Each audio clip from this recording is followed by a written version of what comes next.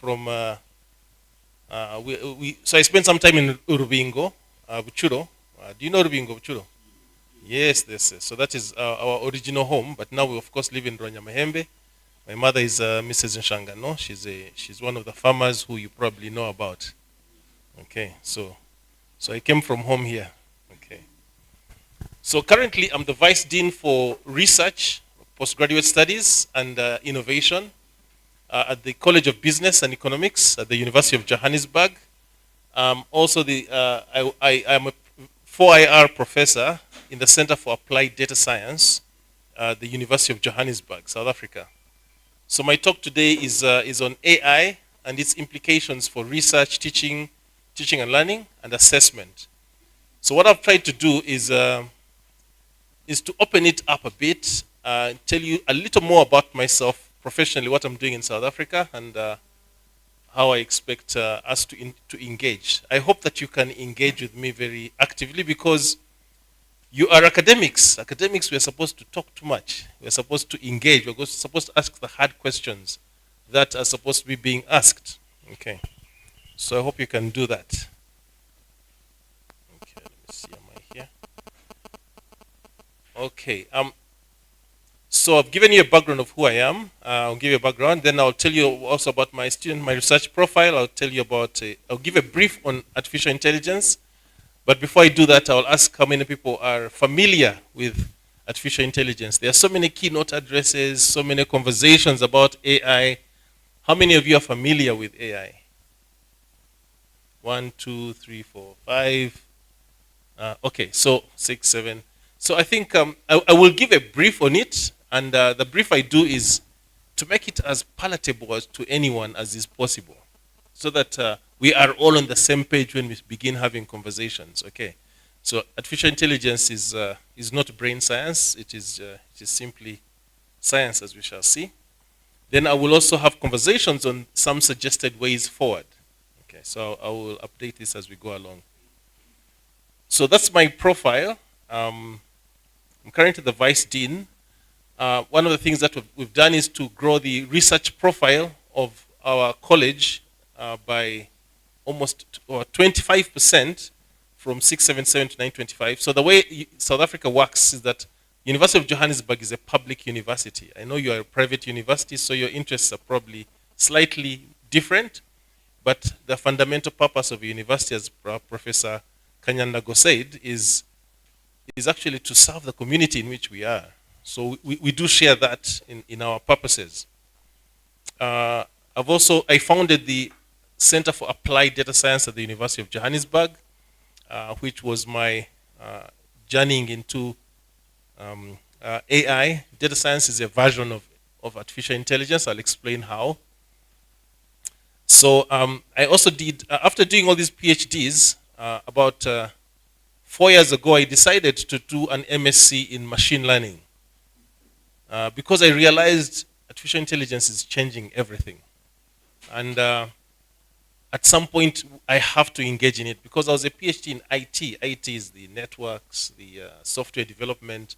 I was comfortable with that, but there was something special about artificial intelligence that was changing everything. So I thought I'll go back and do an MSc in computer engineering. And my MSc touched on the biomedical field. It touched on engineering. It touched on physics, it touched on machine learning. So it threw me into the depth of artificial intelligence in about 4 different fields. So there was a lot of learning I had to do.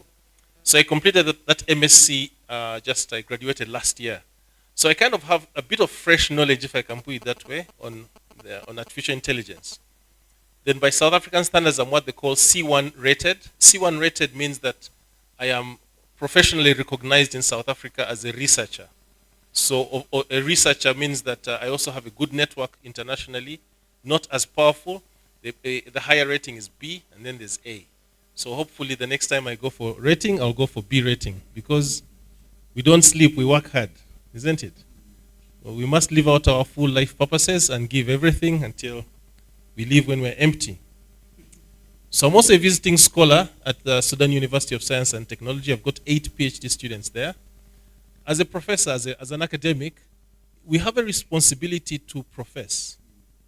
We cannot just remain in our small comfort zones. We've got to go out there and preach the gospel that we preach. That's why we call professors. We profess.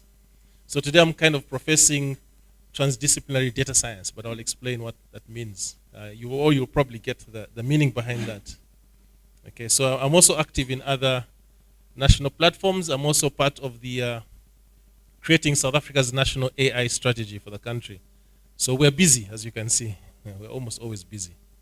So that's a little more about me. I've been at other universities. I've done 14 PhD students to completion. Actually, it's now 17. Many other 30 master students. And making money, attracting funding is also part of being a professor. We've got to look for money. Because if you want to do research, you've got to find the research, the funding to do the research. You find companies or government entities that actually interested in what you want, and you partner together. They give you funding, you do the research, everyone wins, you publish. So there's always money lying around. You just need to look for it in the right places. Do you believe me? So yes. So I'm also on editorial boards of many international journals. Okay, so let me tell you about the University of Johannesburg. And then this thing falls on me. I don't know why. The timing is amazing. When I talk about University of Johannesburg, then this one falls on me. I don't know what that means. Okay. So our mission is to transform and serve humanity through innovation. We've got a vision to be an international university of choice, shaping South Africa and Africa and the global South, shaping a sustainable future. That's very important to us. We live by 4 major values. That's impact, societal impact, innovation, inclusivity, and integrity. We have 4 campuses across Johannesburg. There's the Auckland Park campus, then Banting Road campus, then there's the Doornfontein campus, and also the Soweto campus. We've got over 178 programs from certificates to PhD, and also non-subsidized programs. Those are the short learning programs. We've got all the faculties you can think of. The only thing we don't have is a medical degree. But we have applied for that, and hopefully anytime we will get it. We are South Africa's #1 research university, which means we are very research intensive. Our scholars love publishing research. They are very active in research. And why that is very important, because it is through research that you actually ask a complicated question, not complicated, you ask a question that hasn't been answered before, and you seek to answer it. And almost all these questions have value for the community that we serve. So we are #1 in South Africa, and we are, I think, number 400 and something in the world, which is quite a big deal. Our particular college has 35% of the entire staff, of all the students. UJ has about over 50,000 students as a university. And the College of Business, where I sit, has about 18,000 undergraduate students. Yes, it has about 18,000 undergrad and postgrad students. So we take about 35% of the entire university. So the size of our faculty or college is almost bigger than most universities in South Africa.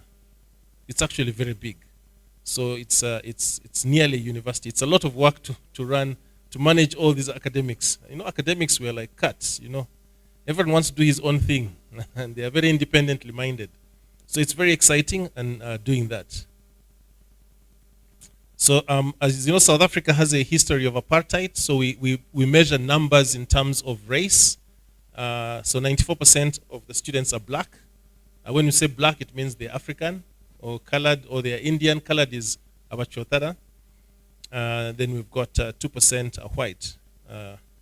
That tells you something about it. We've got quite a number of rated researchers, and we've got a very good satisfaction, undergraduate and postgraduate satisfaction rate, which means our students are happy with the programs that we are doing. Okay, so enough about our university. I have to do that. It's part of my marketing. I have to do that. It's very important. Okay. So now let's move on to artificial intelligence. Okay. In terms of defining it, artificial intelligence is very easy. It is the ability of machines to think like humans. It's as simple as that. If you want to go into the technical details, there's the Turing test, whereby they were testing whether a machine could make inferences or give answers almost as well as human beings. So currently the Turing test has been, especially with the large language models, which we'll talk about later.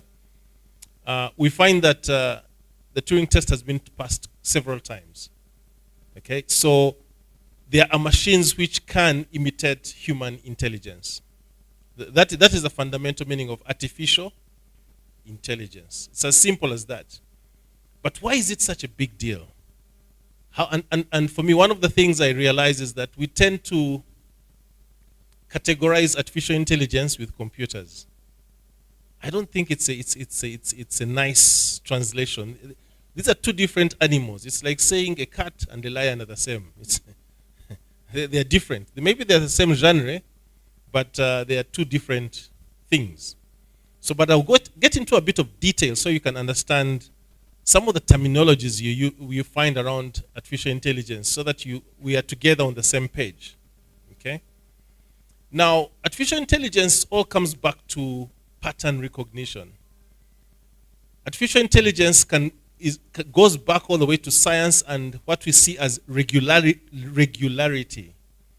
When we find that when we say that someone is beautiful, it's because apparently scientifically their bodies are symmetrical. If you slice the face halfway, the right is the same as the left. And so the more symmetry and orderliness creates beauty. In nature, we also recognize patterns. Sometimes the rain is falling, sometimes it's not falling.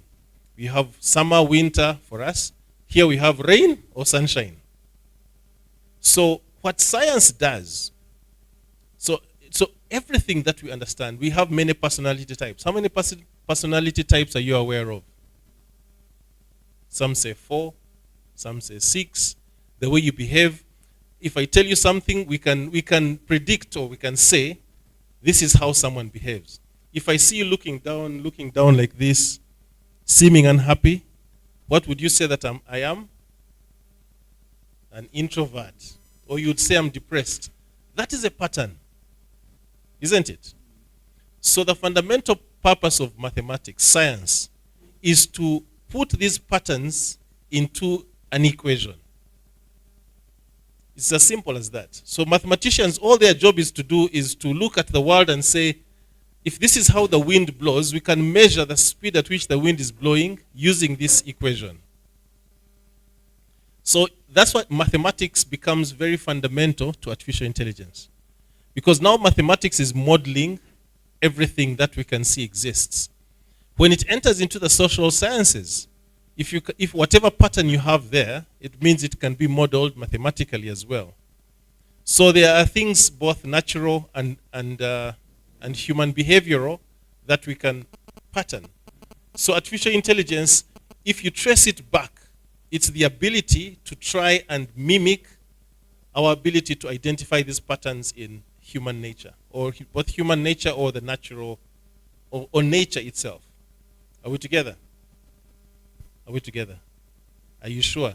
Or you're just saying yes like in a class, you want to go and eat food? No. Okay, very good. So it's mainly about that. That is the fundamental. It's about patterns. If you can identify a pattern, you can build a model around it. Whether it's physics or that. So mathematics, that's where mathematics comes into the picture. So when you see these mathematicians like Professor Baria, he's actually fundamentally a mathematician, they're looking at the world and trying to say, okay, if we look at cancer, what are the patterns around cancer? And then you try to create a mathematical model around that. In fact, do you know that aging has been diagnosed as a disease? Well, it's not been classified yet. What some genetic scientists have done is they've been able to play with the genetics of rats. And then they had 2 rats which are, let's say, 60 years old. And then they genetically engineered the second rat. And the second rat became like a teenager. And you could see them in a cage. which means sooner or later, we shall bring it to human beings. It's just a matter of time, isn't it? Because we always start with the rats, because the rat can die, you get another one. And we actually saw it. I was actually shocked because I think I am convinced that in the next 20 to 50 years, we will be able to live forever.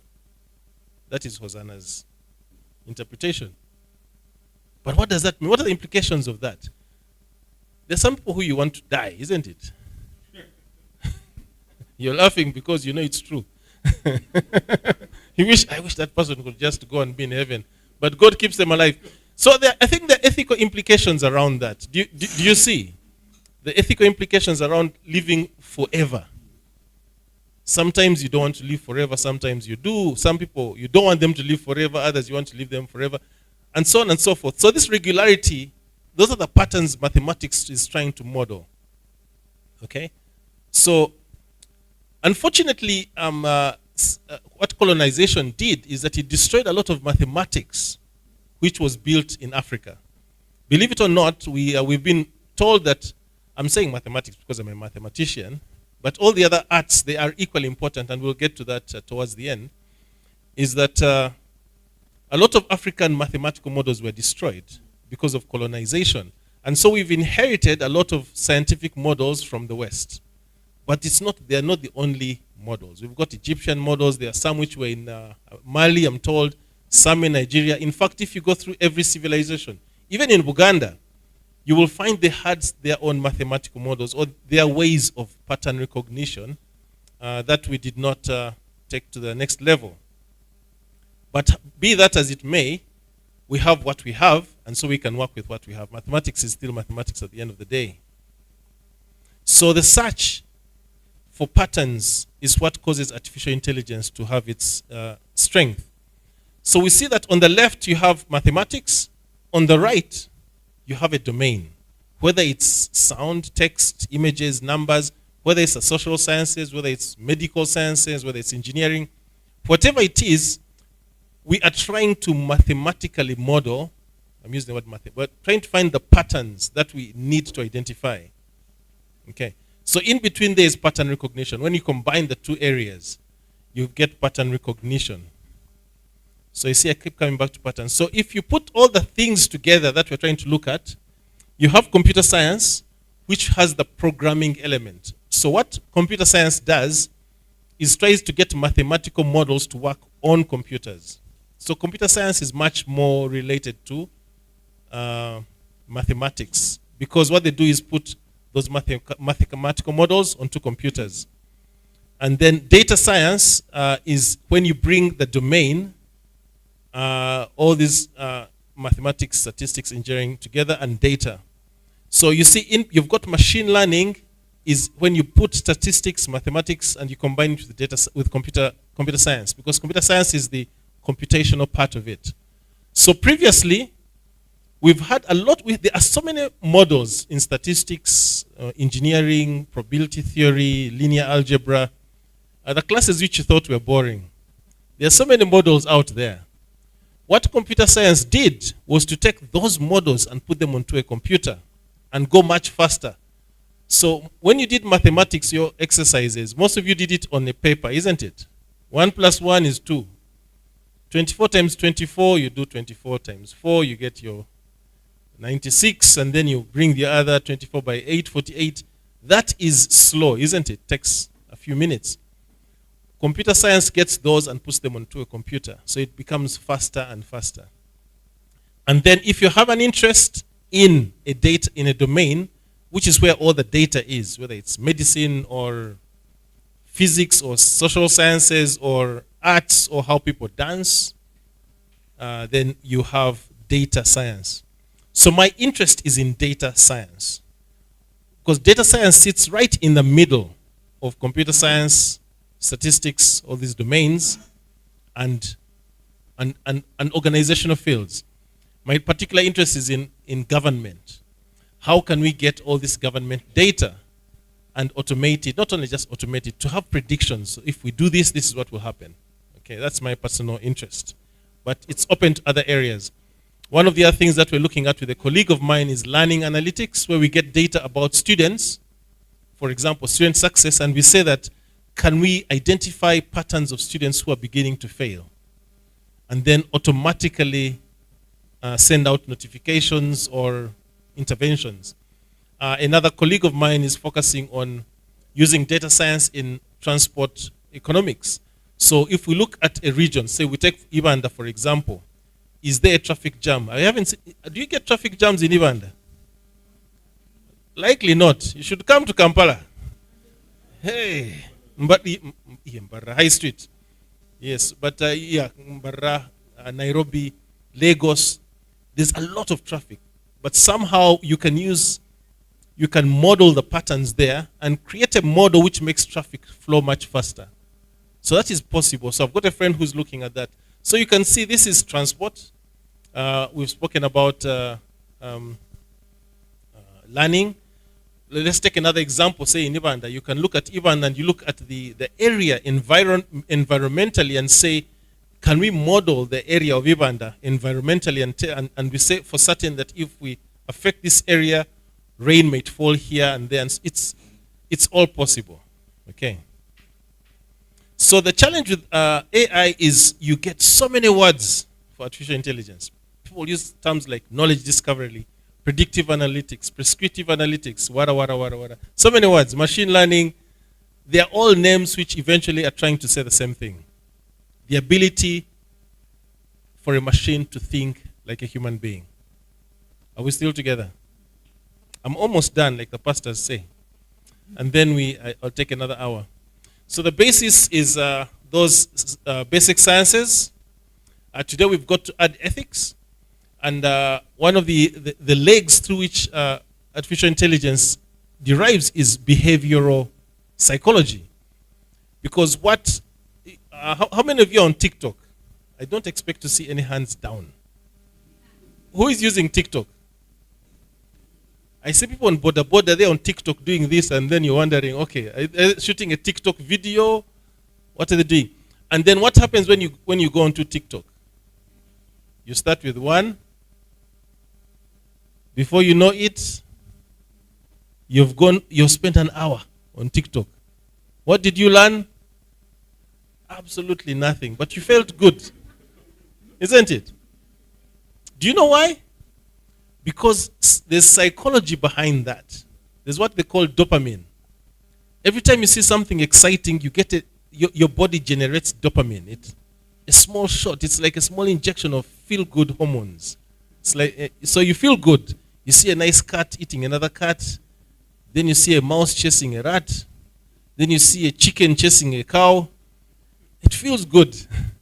You know what artificial intelligence, what the behavioral scientists, they know it's a pattern. That if we do this trigger, you get this. So what artificial intelligence, it got that pattern. And then put it in the computer so that it knows, it hears you, it listens to you, knows what you like, it knows you like cats. Like now we're talking about geography, Ibanda. Every time you go to your phone, you will see Ibanda. Because your phones are listening to you. You know that, isn't it? So everything you do in your bedroom, it's hearing. Okay. Don't think too much about that. But you can imagine it knows your patterns. It knows when you wake up. It knows when you go to bed. It knows. So the ability to collect this data about you helps them to understand these are the behavioral patterns around the whole of Ibanda. These are the behavioral patterns of people from this category. These are the behavioral patterns of students. These are how boda people behave. Are we together? So it's all about identifying patterns, knowing exactly. So you can imagine if a company is unethical, they can actually use this in a way which is not good, isn't it? So that's where ethics comes into it, because private sector organizations are all about one thing, and that is money. Twagala sente. You know? It's about money. And sometimes ethics doesn't come into the picture. So one of the roles of universities, of course, is to and of the NGOs and civil society, is to put in check that the greed of the private sector. But of course, even the university is a good university. That doesn't play here. So statistics and machine learning come into play because they offer different ways of modeling patterns.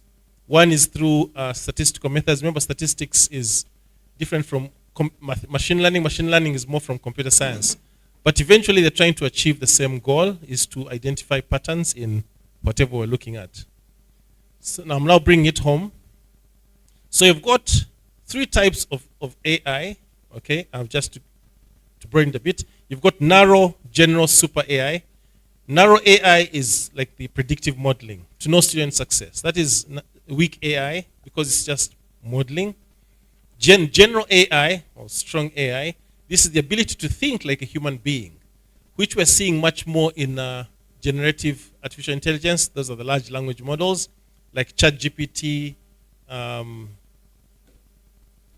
DeepSeek,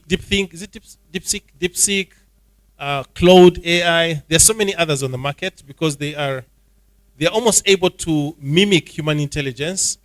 They're not perfectly there yet, but they're getting there. And they're getting better and better and better. And those ones are publicly available. Can you imagine those ones which are available to the military? You don't even want to think about it. Do you know what we get on Google? You can zoom in and see someone's house on the rooftop. You can imagine what the military can do with the same satellite.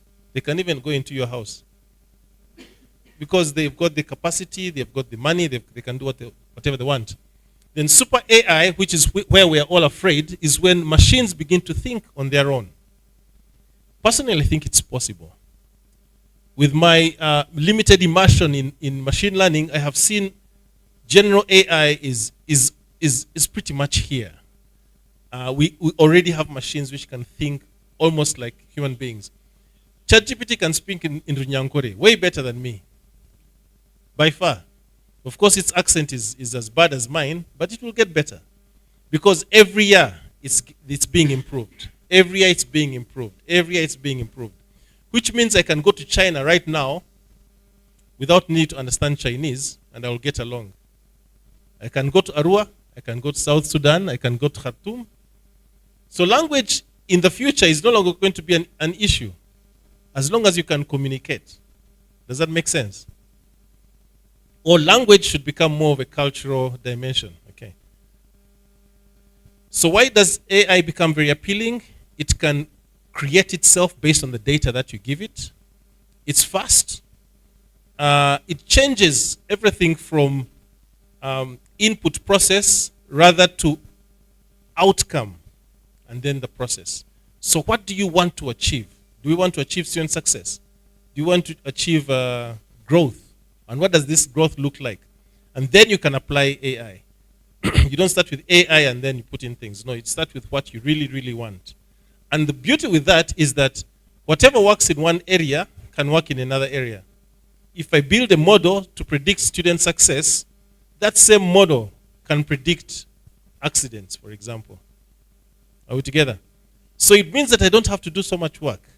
It means I can just do, it's transferable. So at the end of the day, the most important thing for artificial intelligence is data. Data is the most important. It's like oil. Here we are busy mining oil in Lake Albert, but for artificial intelligence, they are using data. Every time you click something on your computer, that is data.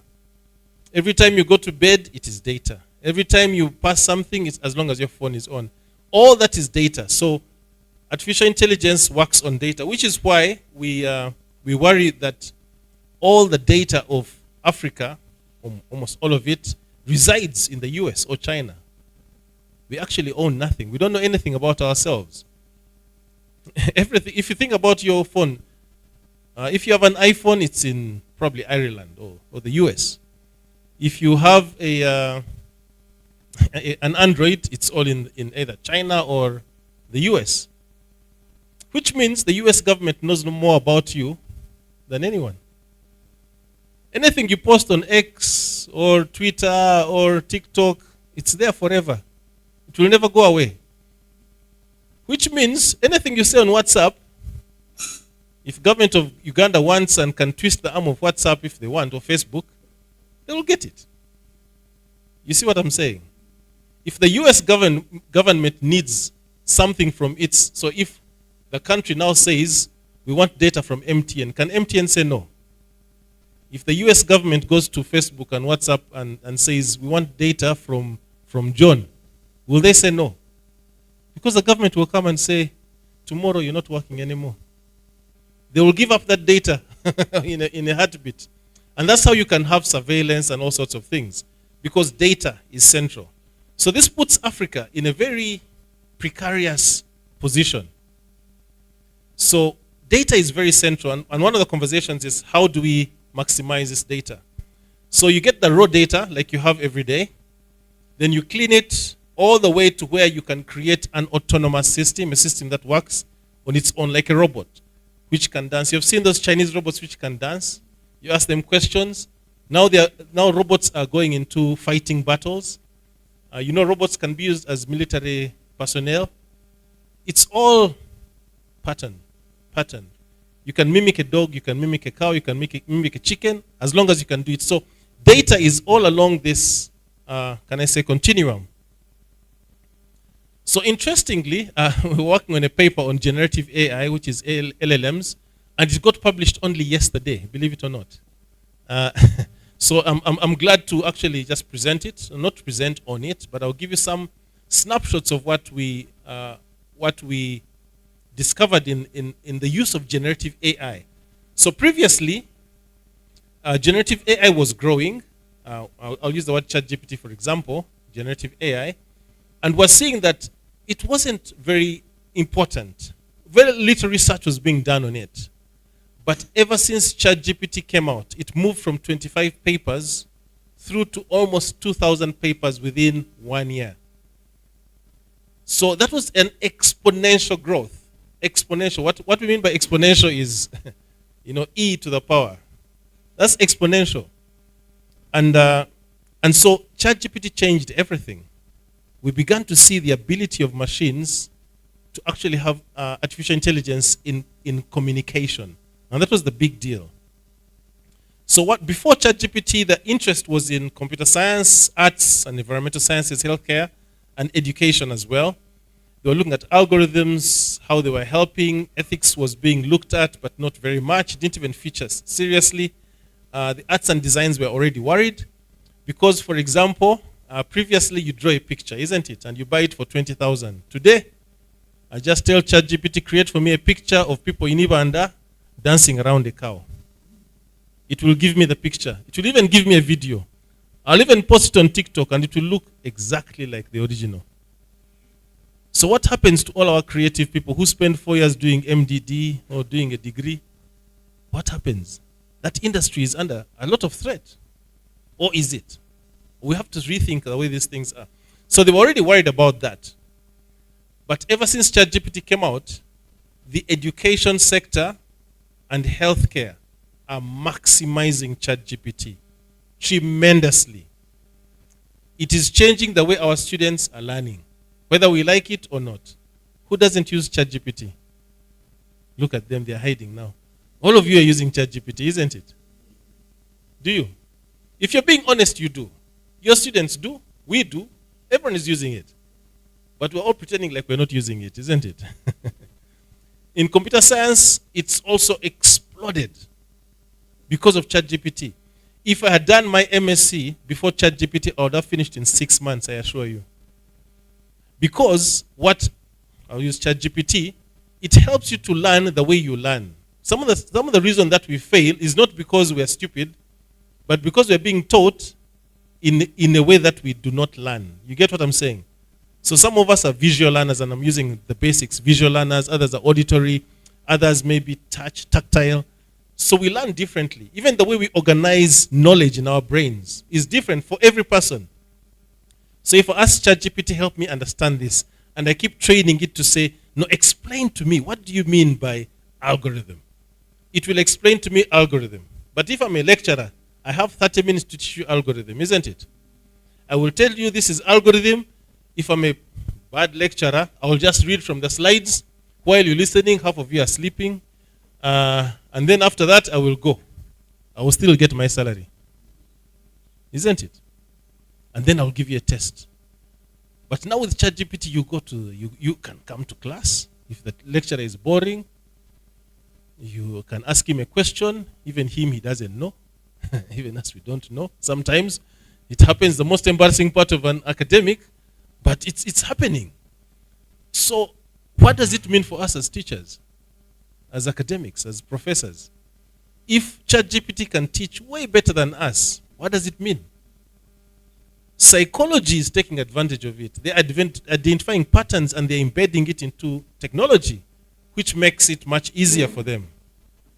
Same as robotics. Robotics is the ability to mimic. Robotics is complicated because human, we make fun of even this movement of the hand. But that is one of the most complex movements because there are so many balls and nuts and joints, and it's connected to the brain. So there's neural networks, there's bones, there's a lot just in this hand movement. But we are beginning to mimic it slowly by slowly. And with intelligence, we can actually get there. So you can see the challenges of ChatGPT are still the same. It's not accurate yet, but it's getting better. So it has problems. I don't depend on it too much because it tells lies, like any human being. We all tell a few lies here. Some of us call it white lies or black lies, whatever it is. So it still has bias. Most data, imagine Africa, we only came onto the internet a few years ago. China, Europe and the US have been on the internet for long. So these machines have recognized patterns of the West, not patterns of Africa.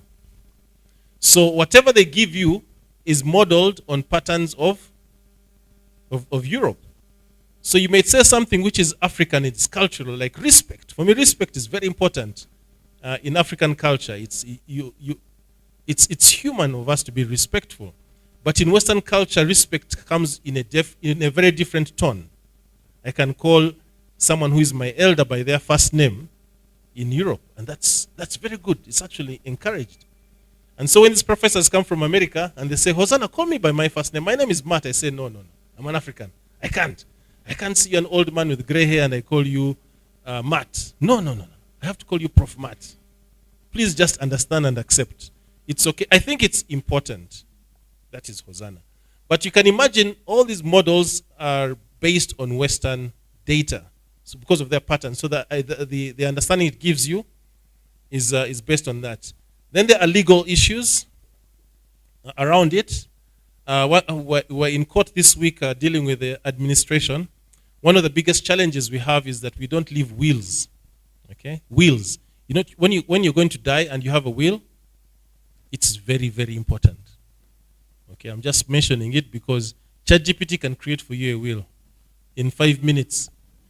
Let me tell you why it's such a problem. There are only 11 family judges dealing with 8,000 cases. They can only deal with 1,000 at a time. What happens to the other 7,000? And wills, all of you have property here and there. Some of you have children no one knows about. Okay? It happens. People die and then children come and you say, this one, they look alike.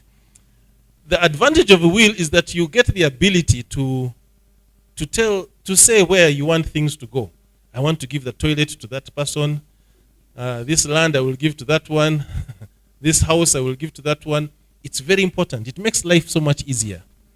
So you can use ChatGPT, create your will, put it down, put it on video. I'm promoting the judge who was telling us this week that is the biggest problem they have. It will reduce on all their problems a lot. So go to ChatGPT, create a will, sign it, get 2 witnesses, sign it, have a date, and your will is done. If anything happens to you, that is sorted. Okay, that was a quick detour, but you get what I'm saying. You don't need a lawyer. A lawyer helps, but now you can see it means the lawyer won't get money. Do you see? We're now almost eliminating a whole layer of jobs. So what's the future going to be about? And that's another problem. That's why we have researchers. Okay, it's for you to think about it. So before ChatGPT, major collaboration was mainly between Argentina and the US, but now the whole world is collaborating using generative AI. They are mixing things together. In Africa, it's mainly Egypt, It's mainly South Africa, actually. Where's the rest of Africa? Are we collaborating? No, not yet. It's important to collaborate. What the Chinese are doing is insane, I can assure you. Those people, they're on another level. So for me, all the research that we did, it shows me transdisciplinarity is so important. Now, what transdisciplinarity means is that we together create content, or we create new curricula or new things together, and that new thing becomes a bridge of its own. So, for example, here you've got programs like in the liberal arts. For example, which is your most popular program? Education. Which part of education? Education generally? Primary education. Distance learning. Now, supposing you add artificial intelligence as part of primary education, what would that look like? Where you begin to train students and young children how to actually use artificial intelligence to learn. And actually, I know a child, the mother was telling me she goes to school, sometimes she doesn't understand. So what she does is that she takes pictures of the assessments and tells ChatGPT, create for me questions for me to answer. And then she does the questions, she writes them down, takes pictures of the answers, and ChatGPT marks her. And where she's made a mistake, ChatGPT shows her. You see, now that is transdisciplinary. You're not just focusing on primary education, you're now also integrating artificial intelligence. And if the lecturer is there, or the staff member, he's also training, you're now also training your trainers to how to train primary students on how to use artificial intelligence. Are we together? So it is very, very important to use for this paradigm shift to integrate. In fact, for me, I think it's the future.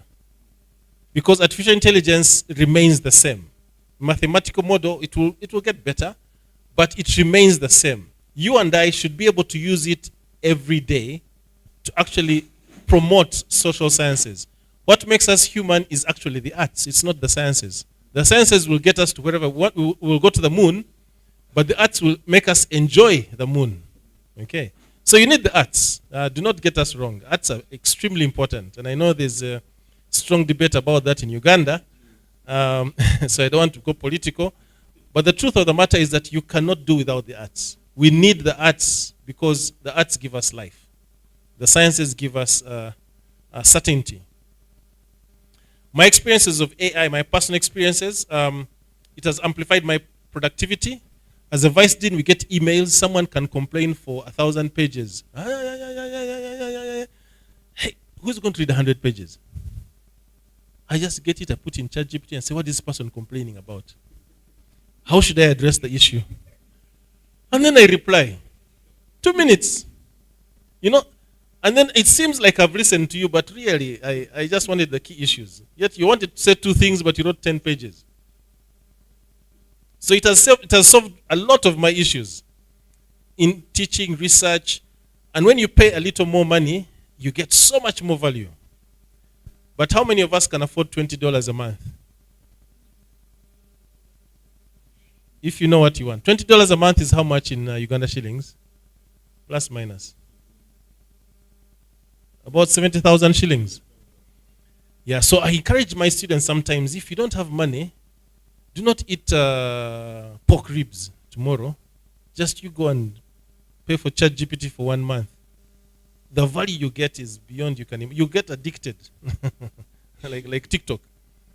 It helps with research because if you've got the data, you know what you want, you know exactly what you want to produce. You can actually get ChatGPT to help you. And so of course it brings ethical issues. So what am I doing really? And it's a question that we have to interrogate today. Communicate better, generate content. It helps me personalize my learning, to understand what I need, to see what's happening. And also mental and emotional relief. It helps me free up a lot of time to do the things that I really enjoy doing, like connecting with people. Okay. In terms of my student experiences, and this worries me, it helps them learn in their own way. Like I told you, it's available 24/7. Where did they put this? Yes. It helps with writing. It supports citations. And it helps my students become a bit more confident. Because sometimes I tell them, I won't explain this one to you. You go and do your research. Ask ChatGPT and then go find out even more. But become an expert there. My concern is that students no longer want to think. It's a problem. Because as a professor, if you come to me, I'm not going to ask you the easy questions. Those are for other people. I won't ask you the hard questions because now you're supposed to be thinking if you're doing your PhD. So I ask some hard questions, not hard, or I interrogate. And the student is now panicking because they can't go to ChatGPT and ask. And I say, but now what do you know?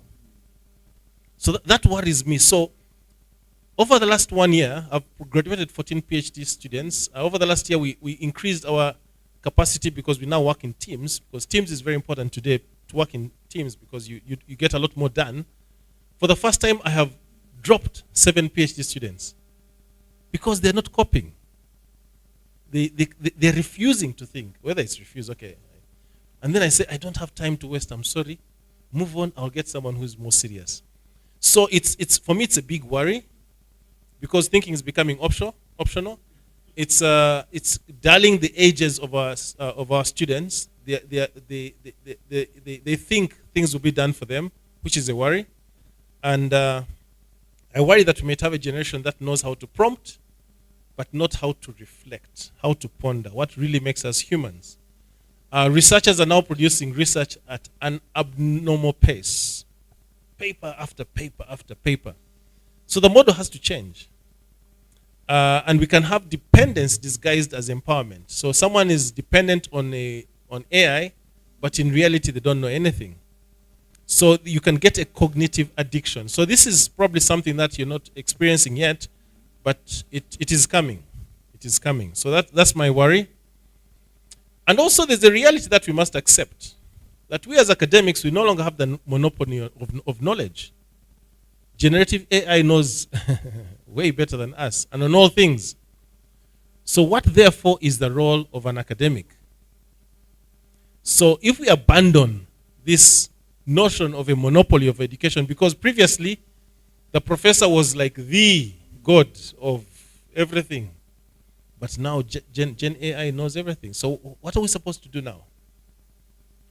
Okay, so that is up for debate. Please don't, after I leave, your professors are with you. Sorry, me, I'll be gone. So Prof.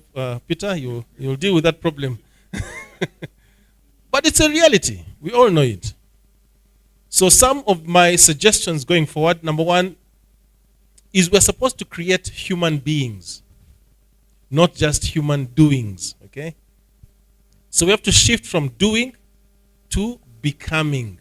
That's a whole different way of thinking. So I'm not going to train you to be a primary educator only. I'm training you as a person to develop young people to become whoever they are designed to be.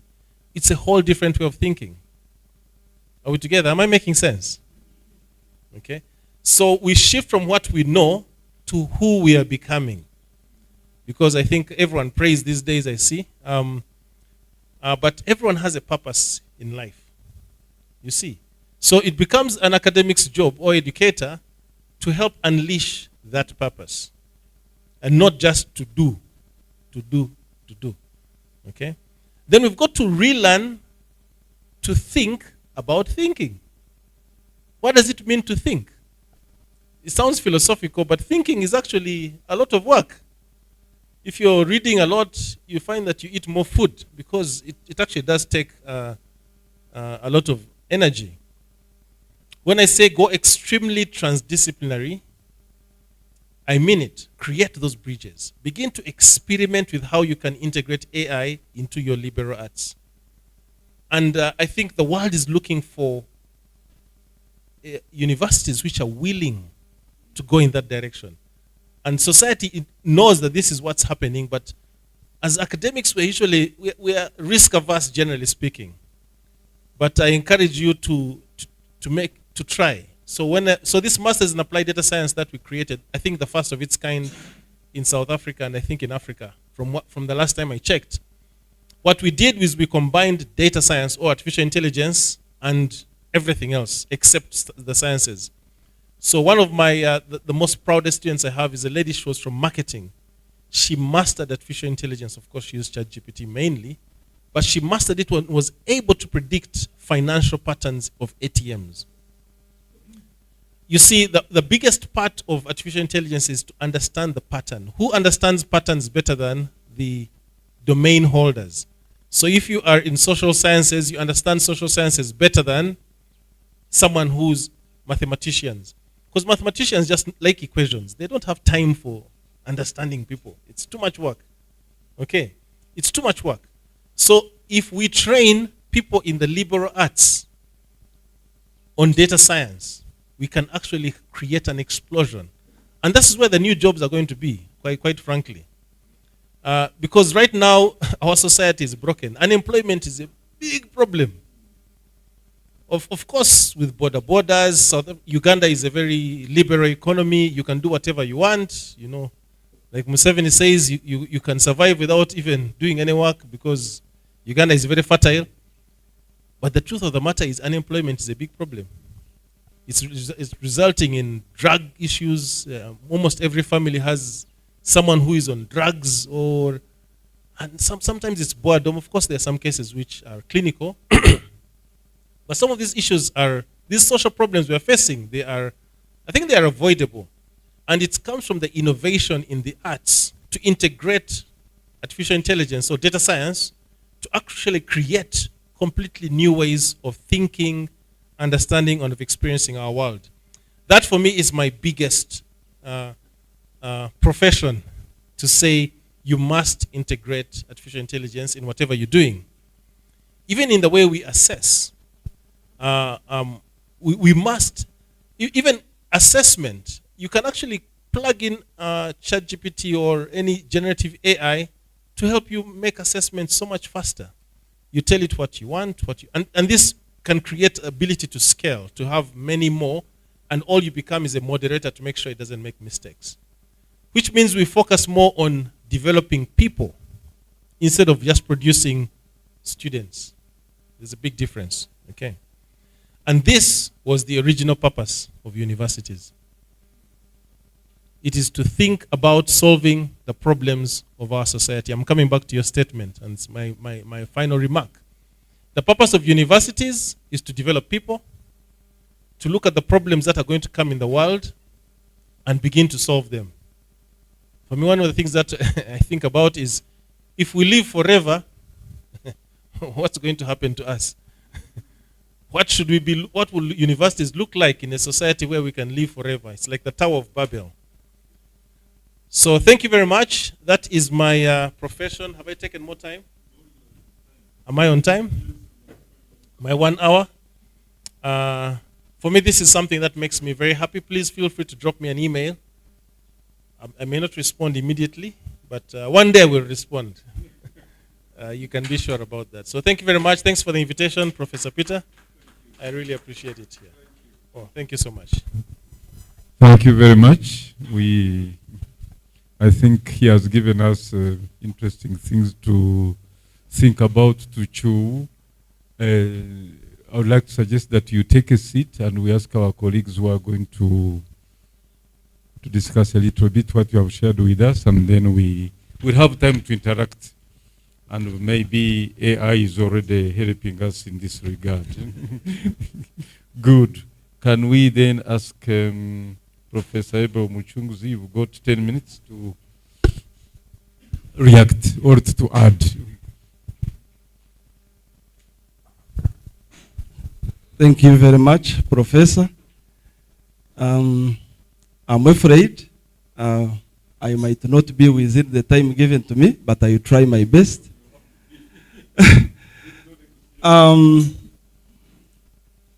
For the audience members, maybe those who have never interacted with me, my name is Muchunguzi Abel.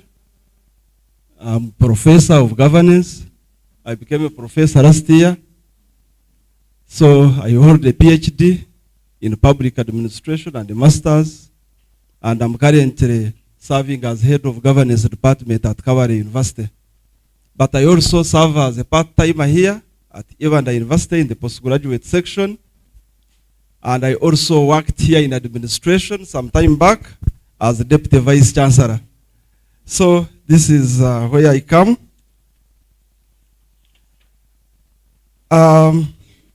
Foremost, I would like to thank our presenter, Professor Hosanna. Thanks very much about this noble area. I must confess that the way we understand AI here in Uganda is quite different from your experience, because you are way too far ahead of us in these matters of AI. For us, the AI we know is asking the computer to produce for you something. But the programs that are involved in doing all that you are asking, we are really still very green. So I was learning so much from what you were taking us through. My idea of the times I have used AI to get something done, now I have an idea of what takes place when I am trying to get what I want from the computer, from the programs of AI that are currently available. I think I have used AI about maybe twice, and I use the one which is inbuilt in my phone, which is called Meta.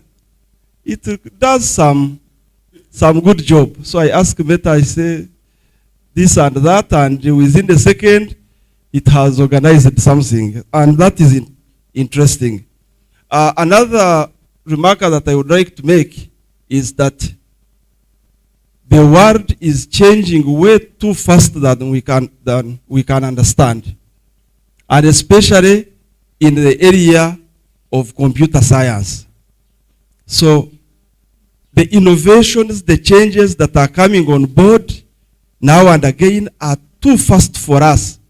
But I am worried that we also have to wake up. We have to energize ourselves and move along. Otherwise, when you cannot move at the same pace, you are going to be dropped along the way. And that is really dangerous. So we have to come up and understand these things, and we see how we can move. Can you project my slides, if possible, please? I gave them to you on the flash. So when I was given the assignment to talk about AI in the area of research, so what I have done is, how were we doing research before these innovations came about? And now that these innovations are here, what are we doing? What are the pros and the cons of all this? So I start with the period before the AI innovations. How were we doing research? We were doing research manually, and that was very interesting, because you would have a researcher manually reviewing literature, and that would involve a lot of reading. And a lot of reading would mean a lot of learning. You are doing everything by yourself. You are making new discoveries by yourself. Research was helping us to develop critical thinking, because when you were trying to identify gaps and synthesize findings, you are developing critical thinking. And all these things are now changing because of AI. In the process of data collection, researchers would collect the data and carry out experiments, surveys, observations, all by themselves, or using some scientific technologies available, but which you would manipulate yourself. You key in the data, then you switch on, you do that, and then you get the systems or the patterns and things like that. Then you would go and analyze your data, understand it, and see the patterns and interpret it all by yourself. All this is changing. We would go to hypothesis testing. You develop hypotheses. Hypotheses are like presuppositions. You say, if you do this, or if this happens, we are likely to get this. And then you go through research in order to prove whether that is the result or otherwise. And in doing so, you are learning, you are developing critical skills, then you would be able to collaborate and communicate amongst your peers. You would also draw conclusions based on the results that you have found out, and then you would be able to share your findings through academic papers, publications. He already mentioned in the journey of academic progression, you are measured by your output. To be a professor, as he mentioned, which I have become, we have to profess the knowledge that we have acquired through research. And before AI, we were writing papers really depicting what we have gathered along the way. But now, as we have been taken through the discussion of AI, papers are manufactured in seconds. So what are we getting from all this? So there were challenges though in our manual research undertaking, which of course now AI is trying to wipe away. One of the challenges through manual research undertaking was it's time consuming, too time consuming.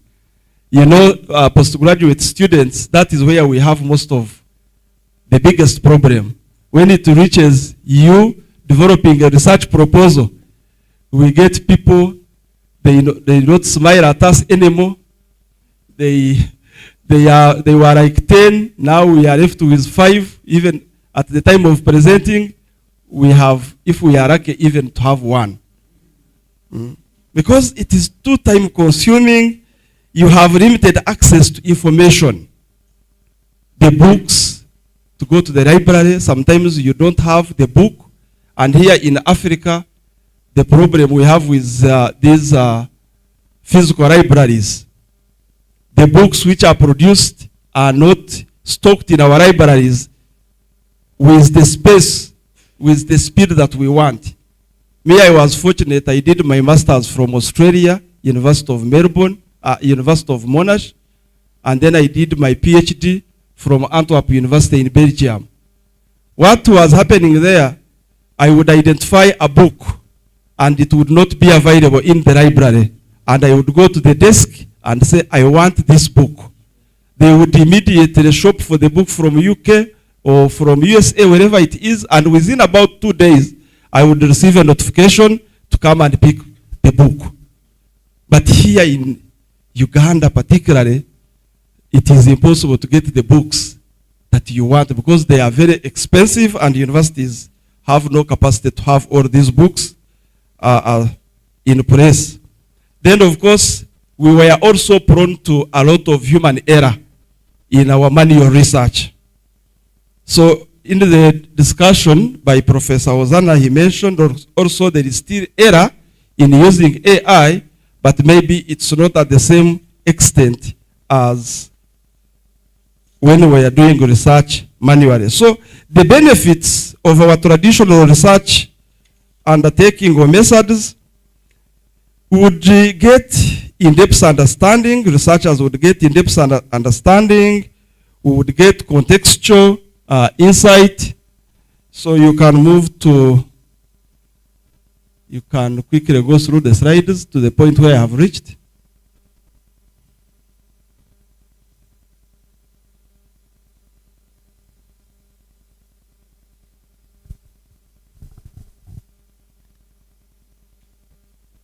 That is, it is there. I see it, IU presentation.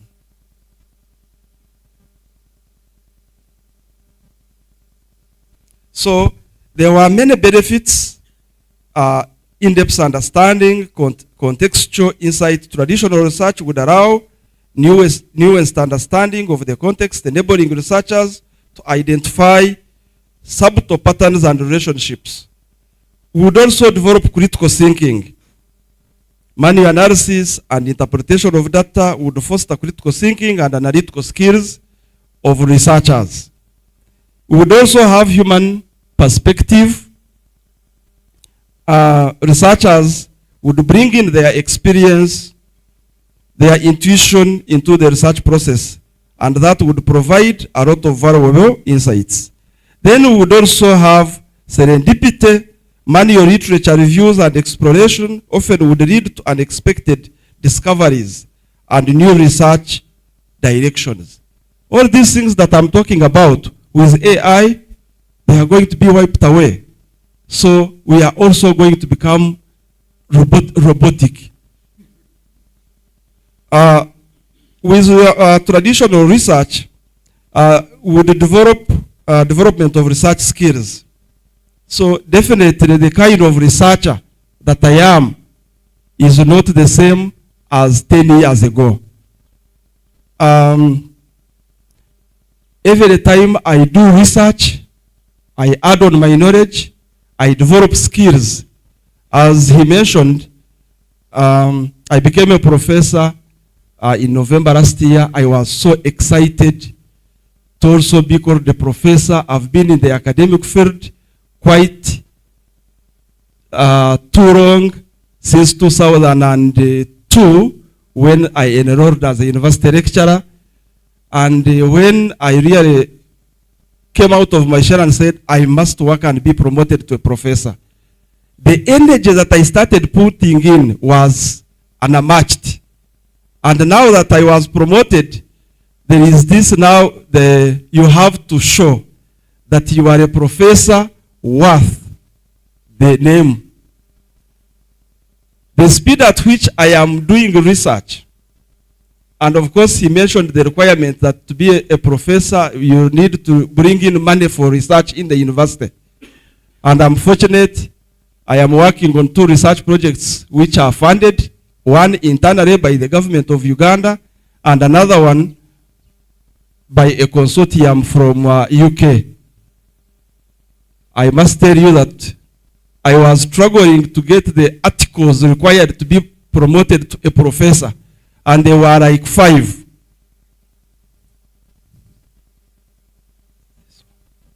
The one which has benefits of traditional research. Go backwards. There, no? Go backward.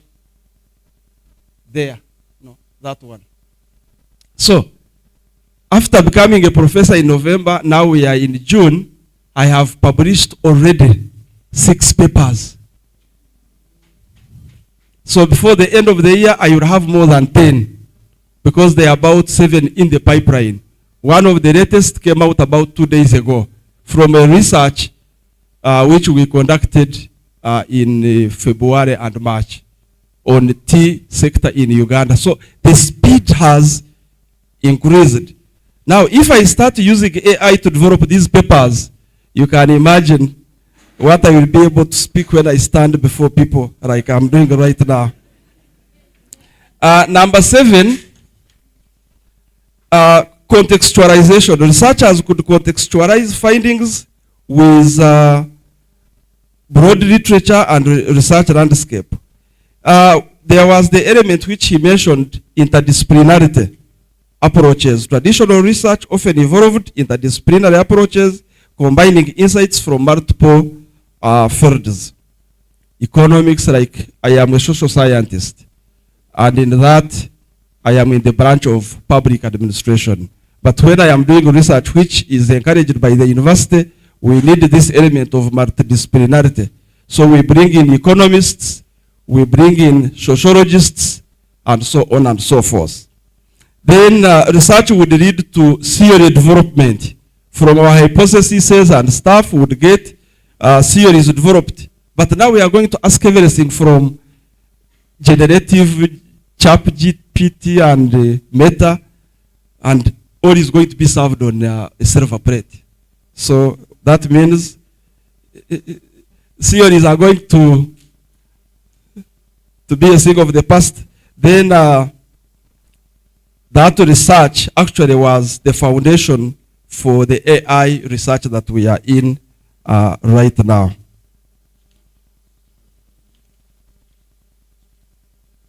I'm doing very well. So, go to the next slide.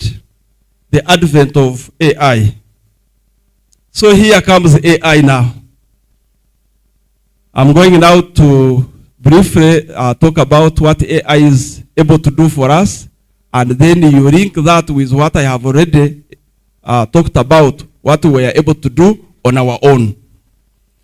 Now, the introduction of AI has transformed research by increasing efficiency, accuracy, and scalability, thus enabling researchers to tackle complex problems and analyze large volumes of data. It is exciting, as he has mentioned. It is not time-consuming. It acts very fast. So it is interesting. AI gives personalized learning. As he mentioned, whatever element you want to run, whatever component, you ask any of the platforms of AI, and it will do it for you. It is efficient in terms of processing information. It is very fast. It takes seconds, and it produces for you pages and pages. It has, AI has enhanced research collaboration among researchers by providing intelligent platforms for sharing knowledge, data, and resources. So with AI, you are able to work with so many people across the world using most of these platforms. It has improved research quality, but that is if you know how to use it. These are some of the benefits that we are already getting from using AI platforms, but there are challenges. The challenges include over-reliance on AI. So we are going to develop excessive dependency on AI tools, and this may compromise critical thinking and independent problem-solving skills. So you can imagine, I have always posed this question.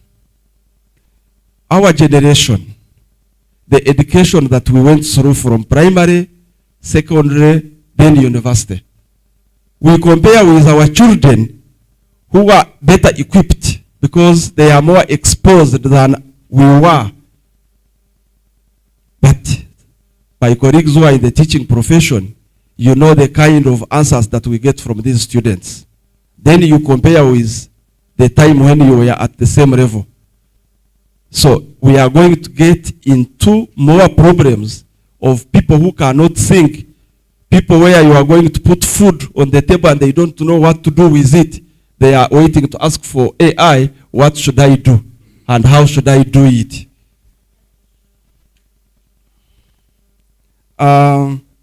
Also, data privacy and security, he mentioned it. We are in very big problems because AI and the computer is able to develop patterns. For me, the sites I normally visit on the internet, social sites, the computer already knows what I am interested in. And when I just open like phonics platform on my phone, the first things which are come on top are those things which are related to Arsenal Football Club. Because it has already predicted that whenever I am going to internet, I am going for football, and the first thing I'm looking for, things around Arsenal.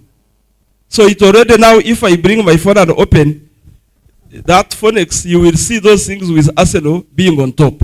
then the political dimension in Uganda, because that is what you normally touch. You scroll, those which you don't touch, it programs that you don't know, you are not interested. Those that you touch on often, it programs and it is what it will continue to give to you. So that means our privacy and security is compromised. Then there is authorship and intellectual property issues. Because AI is going to give you knowledge which you are going to produce as your own, when in actual fact it is not your what? Your knowledge. So there is a problem there. And then job displacement, as you have mentioned, I think it is in South Africa, where a student has taken a university to court. Is it South Africa or US? Because she's saying, why do I have to pay fees when the professor who is purporting to be giving me knowledge is using AI, which I can get on my own? Therefore, I've wasted my money. I need a refund. So, where are we going? Our jobs are at risk. However, we cannot escape from using AI. We can use it responsibly by following the following guidelines in AI use in academic research. Understand AI attributes. AI attributes, researchers should comprehend AI predictive modeling knowledge, data provenance, and the model limitations. Transparency and disclosure. Accountability. We have to be accountable. Researchers are accountable for AI-generated content. So, issues of ethics, we have to develop guidelines along those lines such that we can have ethical use of AI. Then education and training. Institutions should provide training and resources to help researchers effectively and responsibly use AI tools. In conclusion, while AI has revolutionized research, traditional research approaches still offer valuable benefits and insights. So I urge that we don't abandon the practice that we have been doing research. Manual, reading, data analysis, and all those, literature review. Let's not just rush to AI, because there is a lot that we are going to lose than we shall gain through using AI platforms. Thanks very much. Thanks again, our presenter. I'm going to talk to you maybe, because we are still really new in this area. In the West, they have gone very far. They already have programs, even academic qualifications in AI. For us here, we have not even stepped on the first rank of the radar of AI. So we need a lot from people like you who have been exposed, because you come from areas that are way ahead of us in terms of technology. So I will talk to you about the possibility of exporting the same lecture to Kabale University. Thank you very much. I wish you fruitful discussions. Thank you very much, Professor Muchunguzi.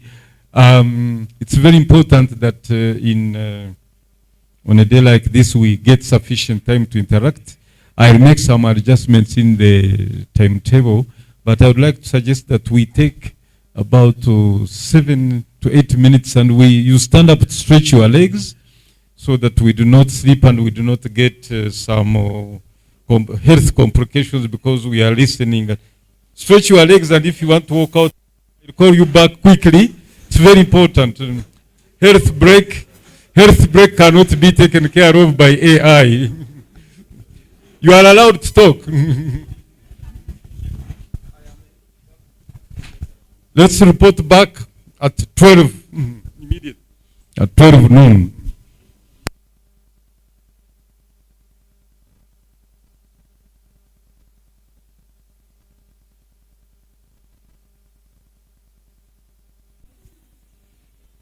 Hello? Hello? Hello? If you are not there, we are starting.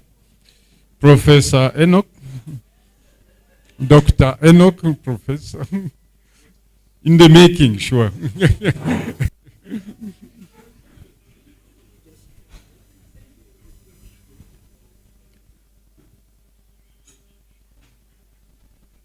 As we prepare for the next section, you have already noticed that despite the technology at our disposal, we still have challenges even of connecting to the screen. So let's not give up. We'll get there. As the other colleagues enter after the presentations of the two professors, I am asking myself, we who make machines that can think, shall we be dispensed of after the machines have started thinking? And maybe thereafter we'll no longer need to think because the machines will be thinking. You can think about that also. And of course, we are also addressing the issues related to challenges and problems. How can the AI help us, but also we know the challenges, how it can be misused in the military and in the other areas. If I have a friend and the friend is posing a problem, can I use AI? But I also liked the idea of transdisciplinarity. Here when we tend to create dichotomies, science in one corner and arts in one corner. So I think we have enough people to start. Can I give the microphone to Enoch? Yeah, thank you, Prof.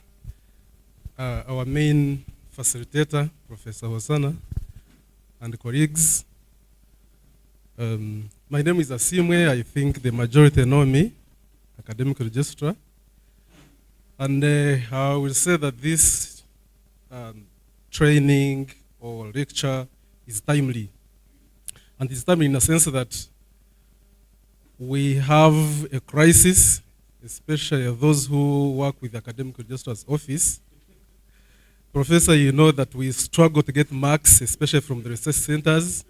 So far, we have received over 5,000 research books for marking. We have heaps of the examination scripts which are stored somewhere, and we need marks. And I think as we integrate, as we grow, we can be able to use AI, actually not ask the students from the research centers to come here and do exams. They see their exams there, they get marked there, and we use AI to generate information that will be very helpful. And just for a little background, for me when I was doing my research for PhD, I never had a word AI. And it's not long time ago, never. So if I wanted, you know, Uganda does not pay for a wider bandwidth for internet. So if you get my professor would tell me, go and read this book. This one time he gave me 18 books to read.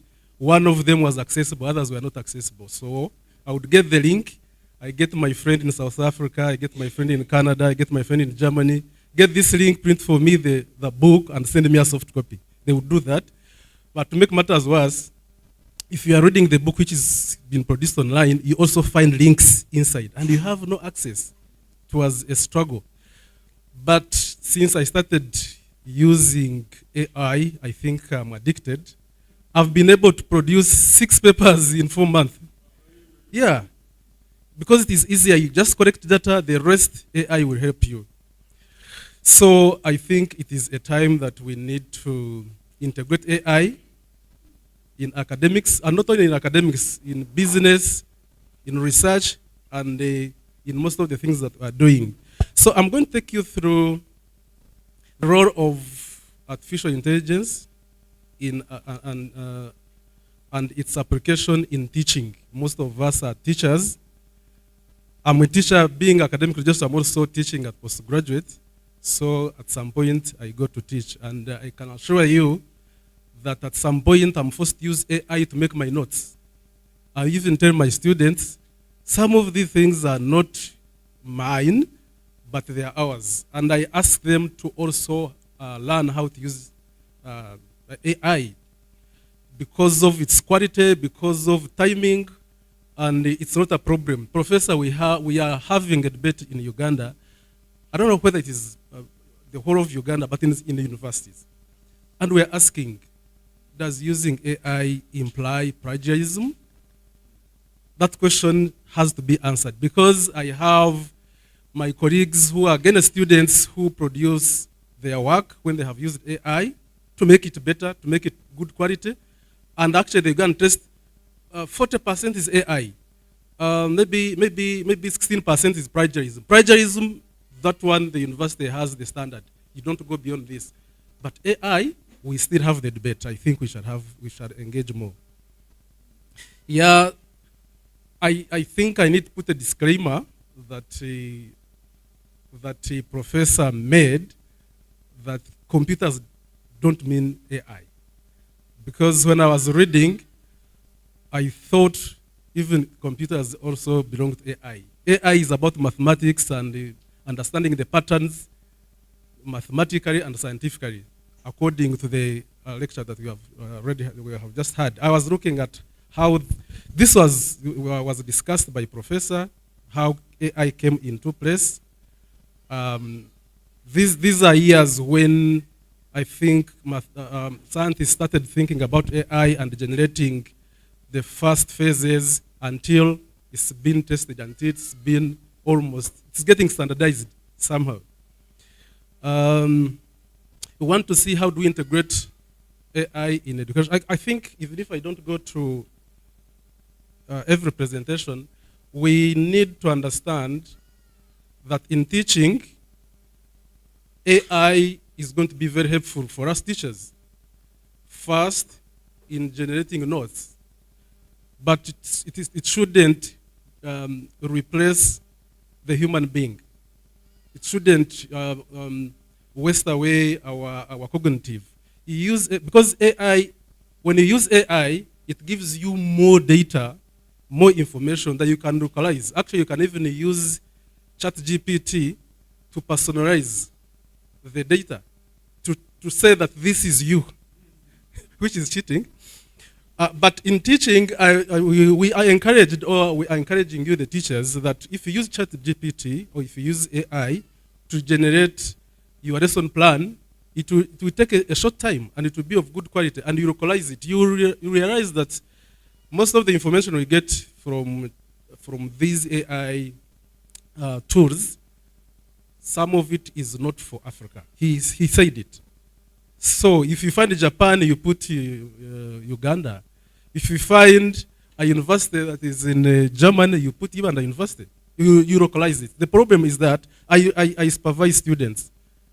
There is some work that I reject. I tell them we have used AI, it's okay. I'm not denying that you have used AI, but you have not localized. You are not putting ownership. You're just using AI and you don't even edit. It is supposed to help you to have good quality. It is supposed to help you to have a wider scope, but not to reproduce the AI-generated information. Okay? So it is helpful to adapt the content of the individual student needs. Actually, AI also tells us that you can assess students. You also assess their level of capability. If I have a class, I'm not from those institutions of where teachers learn called what? Yeah, teachers training college. So the students whom I teach, I'm going to confess that if this is my class, in the first 10, 20 minutes, I have identified like 5, 6 students that I'm going to teach. The rest will be taught by those ones. So I identify them very quickly. I ask them to introduce themselves, to talk a little about themselves. I will know this one are going to learn from me, and I'm going to instruct them to teach others because the pace is not going to be the same. And I see some of my students here, I've done that over and over again. But using AI, I'm able, you can imagine I use my cognitive to know that some students are at a slow pace. How am I going to spend all this time? Because I am with you for 2-3 days, and I'm going to assess you, I'm going to give you coursework, I'm going to give you tests, I'm going to give you an exam. Therefore, I must find a team that is going to lead. Then when we are making groups, discussion groups, I say, you are the head, number one. How many groups? 4. I have not told you those I've taught. You are group 1, group 2, group 3, go and discuss. And there life becomes easier. So it provides real-time feedback. You get feedback very quickly. You don't struggle. It all predicts students' performance. I've not done this, but I think with more expertise, we shall understand how we can predict students' performance using AI. It supports administrative efficiency, like for us people who are in administration, my staff in academic registrar's office. AI can be very helpful. I have been asking you, when I had just joined you, I would call one by one. What do you do? You write down. Then I would look at what someone does. Someone just writes 2 things. This is what and I'm like, really, are you supposed to be working on the 2 items when actually you are not able to express yourself about what you are doing? So as teachers, it is going to be supportive. It is going to be supportive if we are able to train and embrace it, because AI has come, it has nowhere to go. This is like an overview, which I have no much authority, but AI, the applicability of AI in teaching, you see that first column is it shows the domains. Personalized learning, you can have personalized learning. My previous speakers have talked about it. I teach myself so many things. I like learning. I even teach myself things that I did not learn in school. I want to know about this. I like cars. I go and learn about cars. I learn about computers. I learn about so many things by myself in my house. And for me, I don't like being with many people. If I want to learn well, I just enclose myself. So personalized teaching and learning. Then automated grading, they have talked about it. You can automate grading. If I give you an assignment, now this time I'm not going to struggle to, I have just been marking my master's students, their scripts, then I'm like, this chapter, how much should I give? I read, and I double read, triple read. I'm like, out of 30, I usually give good marks because I want students pass if you have really done something good. Out of 30, does he deserve 20 or 19 or 5? But you see, now that one I get into judgment. But you see, with the AI, automatic grading would be very effective. Then intelligent teaching systems, and then virtual teaching. In Ibanda University, we are struggling to get online platforms. And my director has gone out. He would have had this, because we need empowerment from our bosses. He's in the charge of education. I wouldn't expect Dr. Imelda to struggle wasting all her fuel from Mbara University to come here and teach, when actually you have an online platform. You are in your room, you are somewhere else, the class is here but is running, or everybody else can. I teach in other universities online. So I just sit in my house and the students log in and we start learning and everything is okay, no complaints. Content creation, we write curricula here. We have our description of the programs implementing or we are teaching. But content creation becomes easier. If you start, scratching the head, now what should be this? Because now I can create a content in a blink of an eye. Then I go back and start editing, localizing it to what I want. Okay? Speech language tools. Now we can even teach students who don't speak the same language. If we had Japanese here and people from Germany and people from wherever, even here in Uganda, we don't speak the same language. Then AI can translate for you. I'm speaking in English or in my Runyankole. I think at advanced level they call it teleconferencing, where you go if you go for international seminars and workshops, they give you a gadget put in the ear. Everybody will speak. Someone is speaking in Arabic, but you are listening in a language that you understand. Okay. I've talked about this, personalized learning, greater accessibility.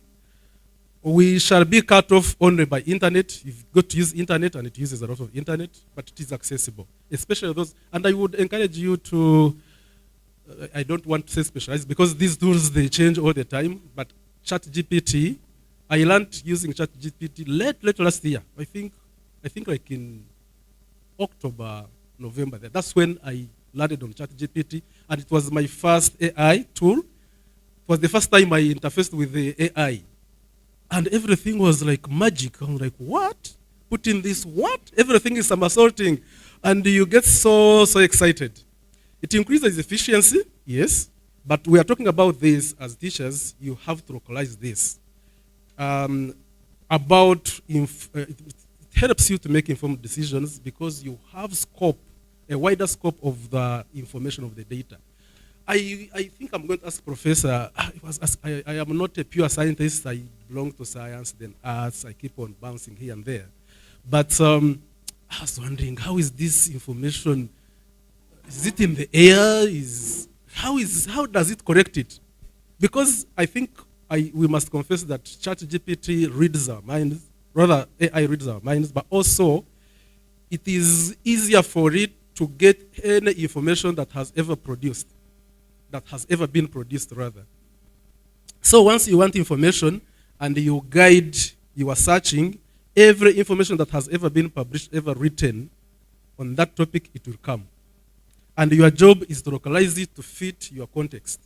So the students, do we have master's students here? It would be very good if we had some, or if, I don't know whether we have had some online, because we shared the link, and I think would allow them to ask us questions.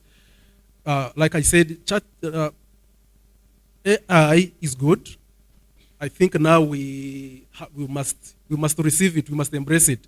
And those ones who are the lecturers, the professors, our colleagues in research, who are sending away the students' work because they have used ChatGPT or any other AI, I think it's not correct. I've always asked, is it plagiarism? Using AI, is it plagiarism? And the answer is no. It's not plagiarism. It is information which is there that is supposed to be used. But can we teach the students how to use it and how to localize it to their respective research projects? What are some of the challenges that we are facing? I think they have been mentioned, the privacy and data security. Data is circulating. You cannot now personalize yourselves. Actually, whoever is using a smartphone, you are known worldwide. Everybody who wants to know about you, they will just look at the data that you are using. I don't know whether they would see our faces, but everything that we have ever typed, if it's an abuse, if it's conning someone, if it's anything, if it's cheating, the data is there. So there is no privacy. Digital divide, ethical implications. Yeah, this is what you're talking about. Can we use AI, but we also remain within our ethical considerations without just picking someone's information and you own it? And then training and adoption, we must train and we must adopt the AI. Okay. I'm actually finalizing. What is the future of AI? The future of AI points towards artificial general intelligence. The use of machines has come, it has nowhere to go. Of course, it has improved performance, and we must learn how to personalize learning. Personalizing learning, I've talked about it, but we also continue getting instructions. But you can teach yourself. That is the future. AI can analyze students' performance data and learning styles. I don't know how many learning styles we use here in the university or in Uganda, but it's going to be helpful in ensuring that students' performance is well analyzed and customized. Teacher support and efficiency, teacher and learner support. I would really want us to see how we engage primary teachers. I feel so bad when I see primary teachers flooding here to learn and to do exams, and yet they can learn from the centers. Professor, we can have a system with the integration of AI, and actually we need to bring on board our lecturers and teach them. They can even do exams there, they mark and they send us results. There is a time of doing exams, the whole month of May we are invigilating. I think it can even control copying. because we usually open our eyes to see students who is copying. Who is doing this.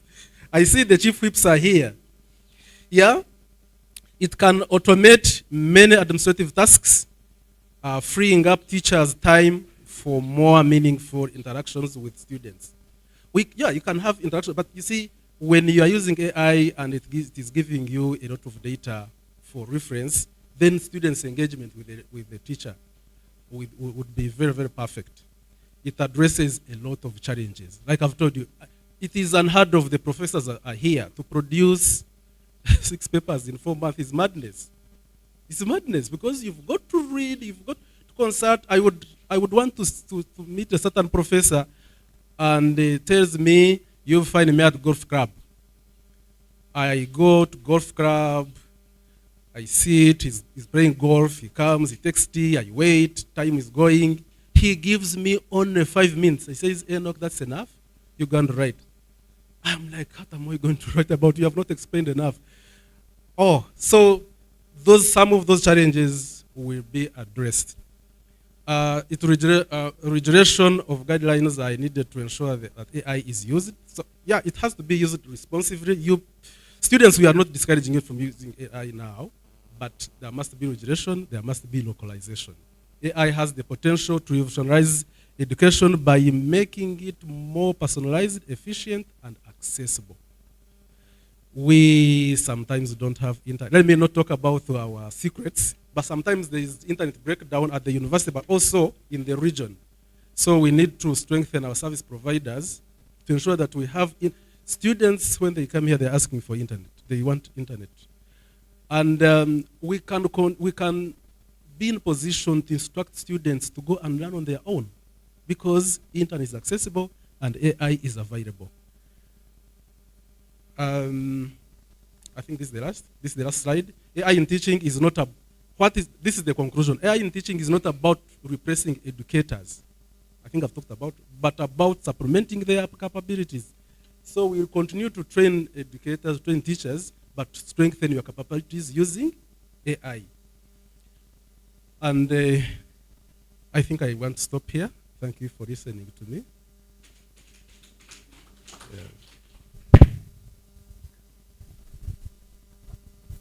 Thank you, Dr. Enoch. We are learning more and more about this animal called AI. Dr. Manasseh is in. We should not forget what our main presenter told us this morning, namely that through this whole process there is a risk of creating a dependence linked also to the issues we are addressing in Uganda, namely mental health. All these things are interconnected. We should avoid compartmentalizing issues. And in the area of science, there is this risk of saying you are a box, you are there. But all these things are interconnected. Can we then listen to Dr. Manas? Yeah, thank you, Professor Kanyandago. And dear plenary, good afternoon. Ibanda University is privileged that after its 8th graduation, we have this keynote speech. I've been here at Ibanda University for the last 3 years. I'm entering my 4th year. I've been on the landscape of academia in this country for the last 25 years. And I can confidently say that this arrangement is appropriate for a growing university. I want with honor to thank the organizers and the people who have made this possible. And it is my humble appeal that if possible, this engagement is done monthly or quarterly to bring critical thinking and academia, embed it into this university. Imagine, we have always seen this room and described it as a board But now, even my students, I can see them around. What to be? To coexist, share, and learn from each other. And this is what AI is bringing to us. I want to stop at that. This is a compliment. It's a hygiene issue. But as a discussant, I'm entitled to raise it up because it's important. You can imagine, we graduated 3,161 students in December. 8th graduation. This is a growing university. So I want to stop at that. It's a hygiene issue. And I want to stick to what I've been called to discuss. And I will begin by the common saying that a university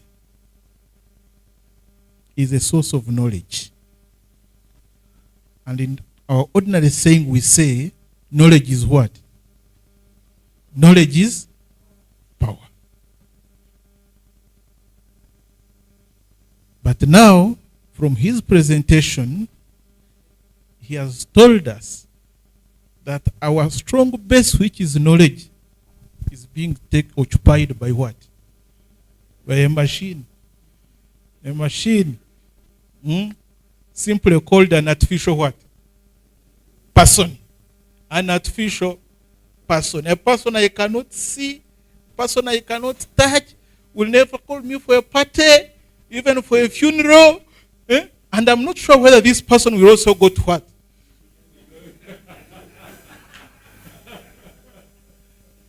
This is what he has told us. I'm a discussant, isn't it? I'm a discussant. This is what he has simply told us. And from my business background, therefore, I consider AI as an innovation. You know, at the time of the Industrial Revolution, many businesses were starting and failing. But in the Catholic monarchs, an invention was created that let's start something called a limited liability company. In a monarch. And this limited liability concept overcame or made other forms of business very weak. Today, we are being told from his presentation that AI is a power of generating what? Knowledge. It's a power of disseminating what? I think IU embracing this is a great achievement. Now, I want to stick now again to the question of assessment. And as you have heard other discussants, they have consistently mentioned assessment in their presentations, which means that you cannot teach without assessment. And research itself is assessment. Therefore, it's inevitable that we need to up our game of assessment. We need to up this game because each one of us has an academic credential. Either it's a diploma, it's a certificate, it's a degree. May I hold a PhD and many others in the room.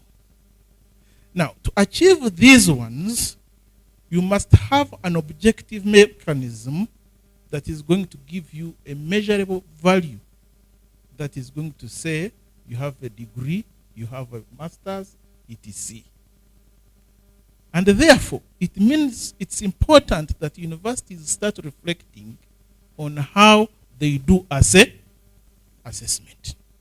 Because assessment is a DNA of knowledge generation, it's a DNA of knowledge dissemination, it's also a DNA of our academic credentials. Yeah? So if IU ups its game of assessment, then its graduates will be known by that, and they will always be adored. And here I want to give a quick example of where I've been for a longer time, that is at Mbara University of Science and Technology. When it was starting, the medical school started with the philosophy of assessing its medical students through field engagement. And they started a program known as COBAS. COBAS, abbreviated as community-based what?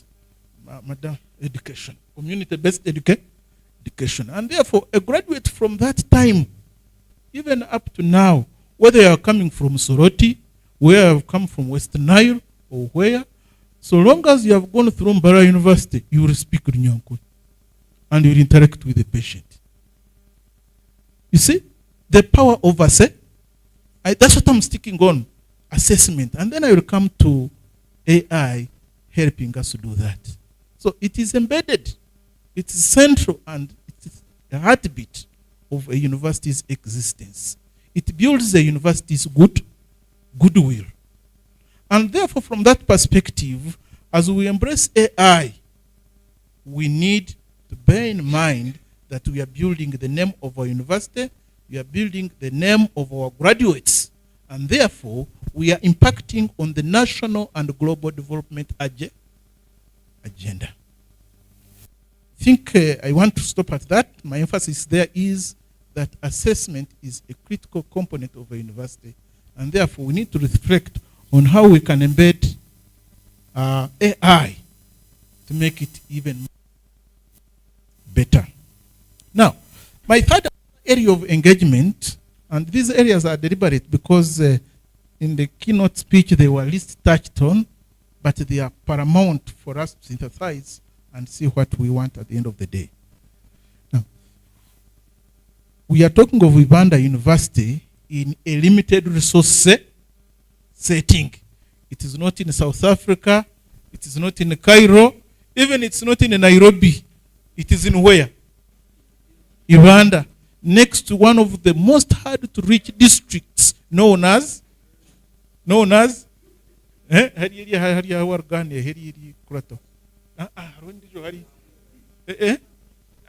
this other one,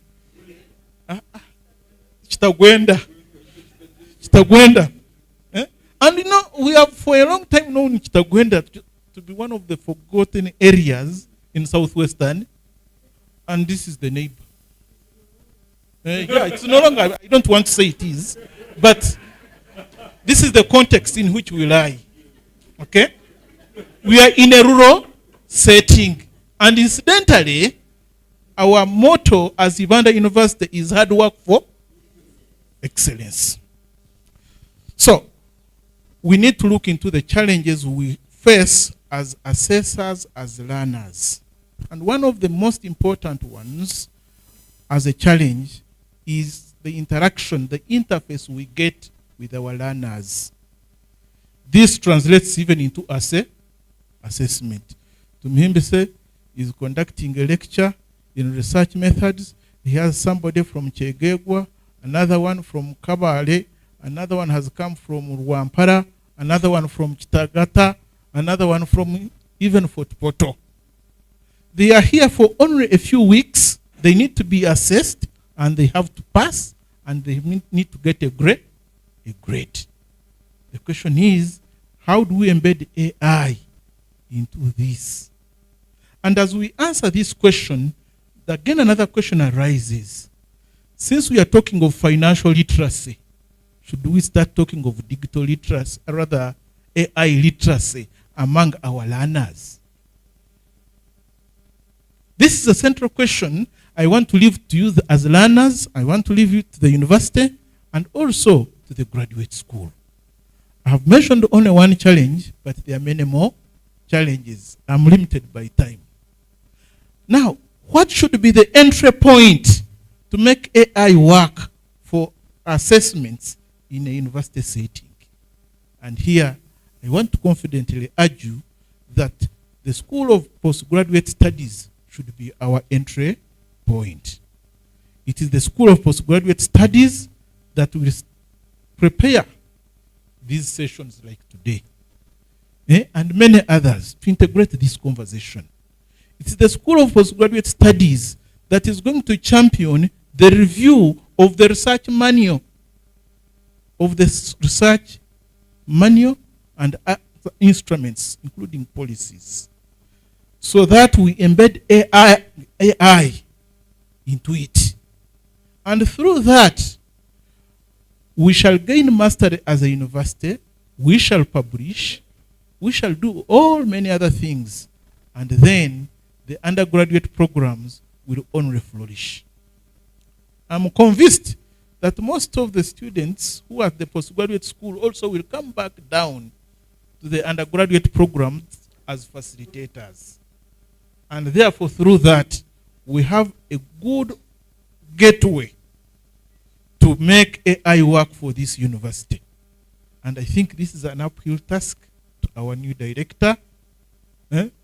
Actually, she's the only lady seated in front. And this has happened also in your tenure. So this plus should bring more pluses. I sat with you in office for 8 years. I know the potential in you, and I'm proud that you always remember me to be next to you.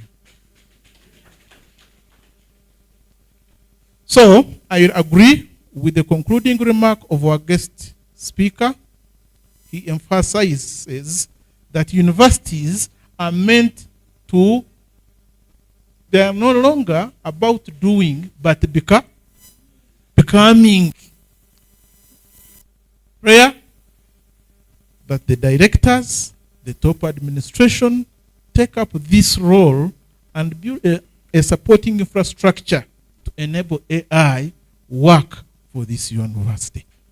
Hard work for excellence. Thank you, Dr. Nanasitu Muhimbise. We are now moving to a very important phase of our sharing. We are not here only to listen, to be talked to, but we are here to interact. Banura Chris, is he around? You are going to facilitate this session, and I said back.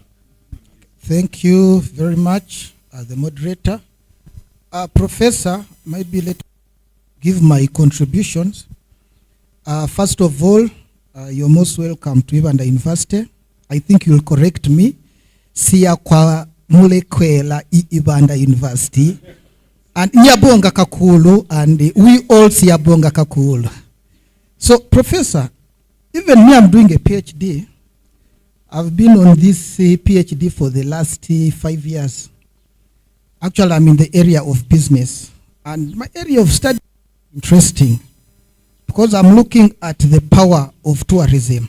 I think we are all aware that tourism is a powerful driver of economic growth and, of course, social exchange and also development.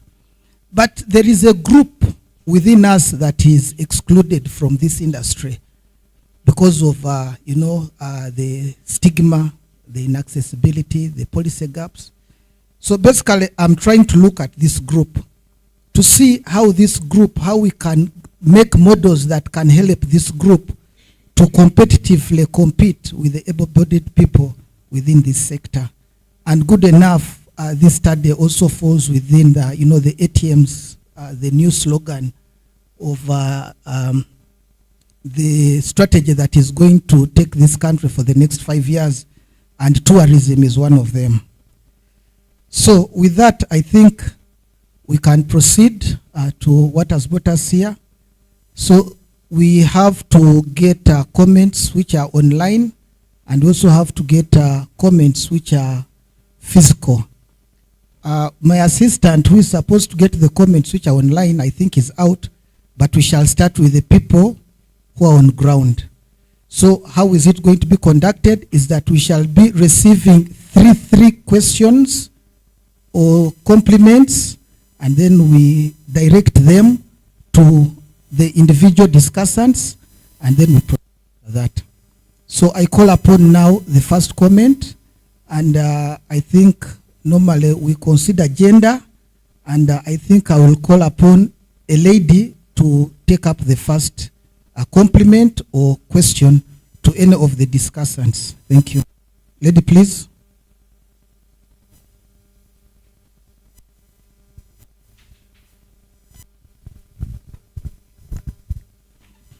Thank you, moderator. our guest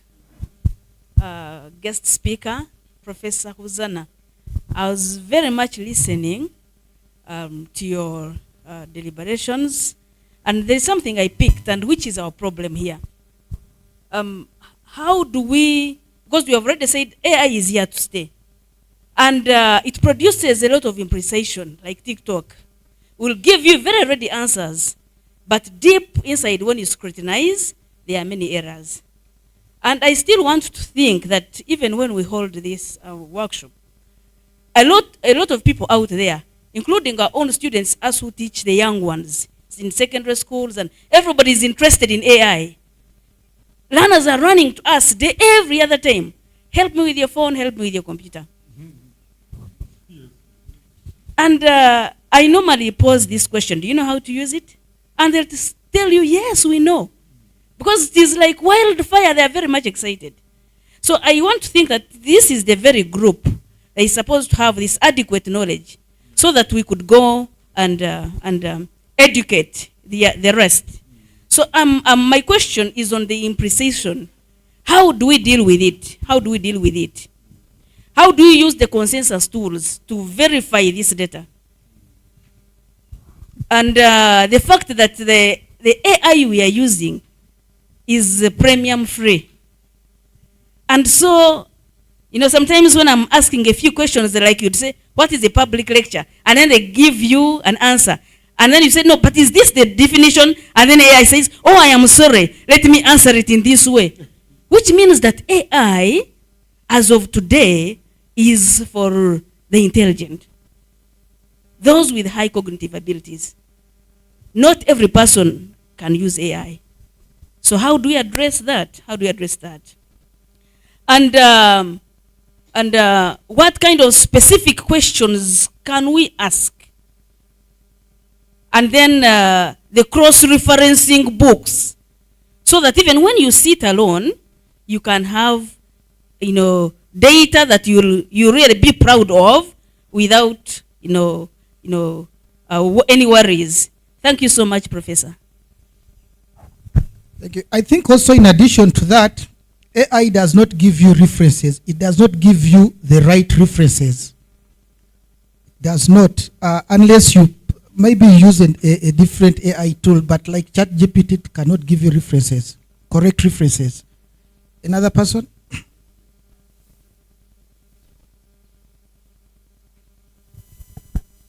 Thank you very much, moderator. I am called Joan Natumanya, and I am part of the IT department.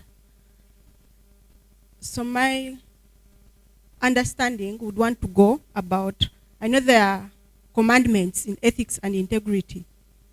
So, and as I see the usage of AI, it collects data from different databases. And as a researcher, maybe physically, manually, if I am reading, I will not be able to access this book. Maybe I need to know whether I am a student at this university for permission. Maybe especially ResearchGate. When you're searching there, you will not access such books. So one, I would like to know, does AI have ability to access all data in the databases? Then secondly, as we try to use AI, there are different evolutions. Like some of us are currently use Meta AI inbuilt in our phones and ChatGPT. But I think with innovations in IT, there are the better versions we can go for. So I would like to know from you, like which version would you recommend to us for the best search in our research? And more so, how bestly do we phrase or input our text to have the right information? The last one for this session. And please, when you answer or give a comment, give your name. It will be helpful and be brief. Thank you, Chair. It's Ezekiel Kasura. My question about AI, this commonly we have this posed question to students. The answer is, this is AI answer. Now, I'm asking about what's the difference between AI answer and reproducing the mentor or the teacher's notes for the answer. And another question related, next to that is this. For the answer produced with AI, is it AI answer or failure to localize the answer? Thank you. For now, I think let them first answer those 3 questions. Then we can get more comments and questions from other students. Thank you.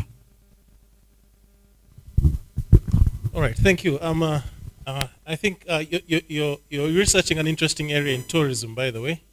Tourism in underserviced areas, underserved areas. I think it's very powerful. You see, I live in Johannesburg. Johannesburg is busy. You are awake. I generally work about 16 hours a day because I enjoy my work. And so when I travel, do you know where I want to go to?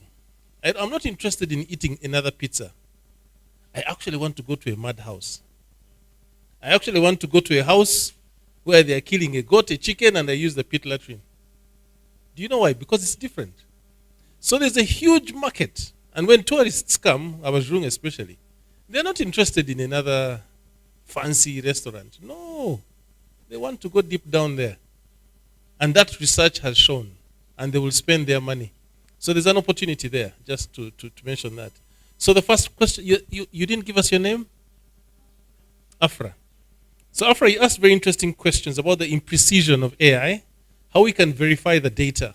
There's a lot of work going on, especially by African AI specialists who are trying to put more data onto the open internet. Number one, the way machine learning works, the way artificial intelligence works, is that it trains itself on already existing data. But because it's a language model, the way we construct language is that we base it on what we have learned. Like, for example, a child who learns Runyankore will speak in Runyankore. One learns in Alur, and so on and so forth. So what they have learned is what they reproduce. So the challenge with generative AI now is that it's still, like you said, it has a lot of technical challenges. It hallucinates, like someone said. It makes up its own stories. So you've got to be careful. And I like what I think Joan said is, was it Joan? No, I think even both Joan and Ezekiel, talking about how do you ensure that this data is correct? Because when you question it, it says, oh, I'm sorry. Yeah, I think you said that. I'm sorry. Therefore, it actually brings us back to the ability to actually critically think and to actually know. So we need original content still.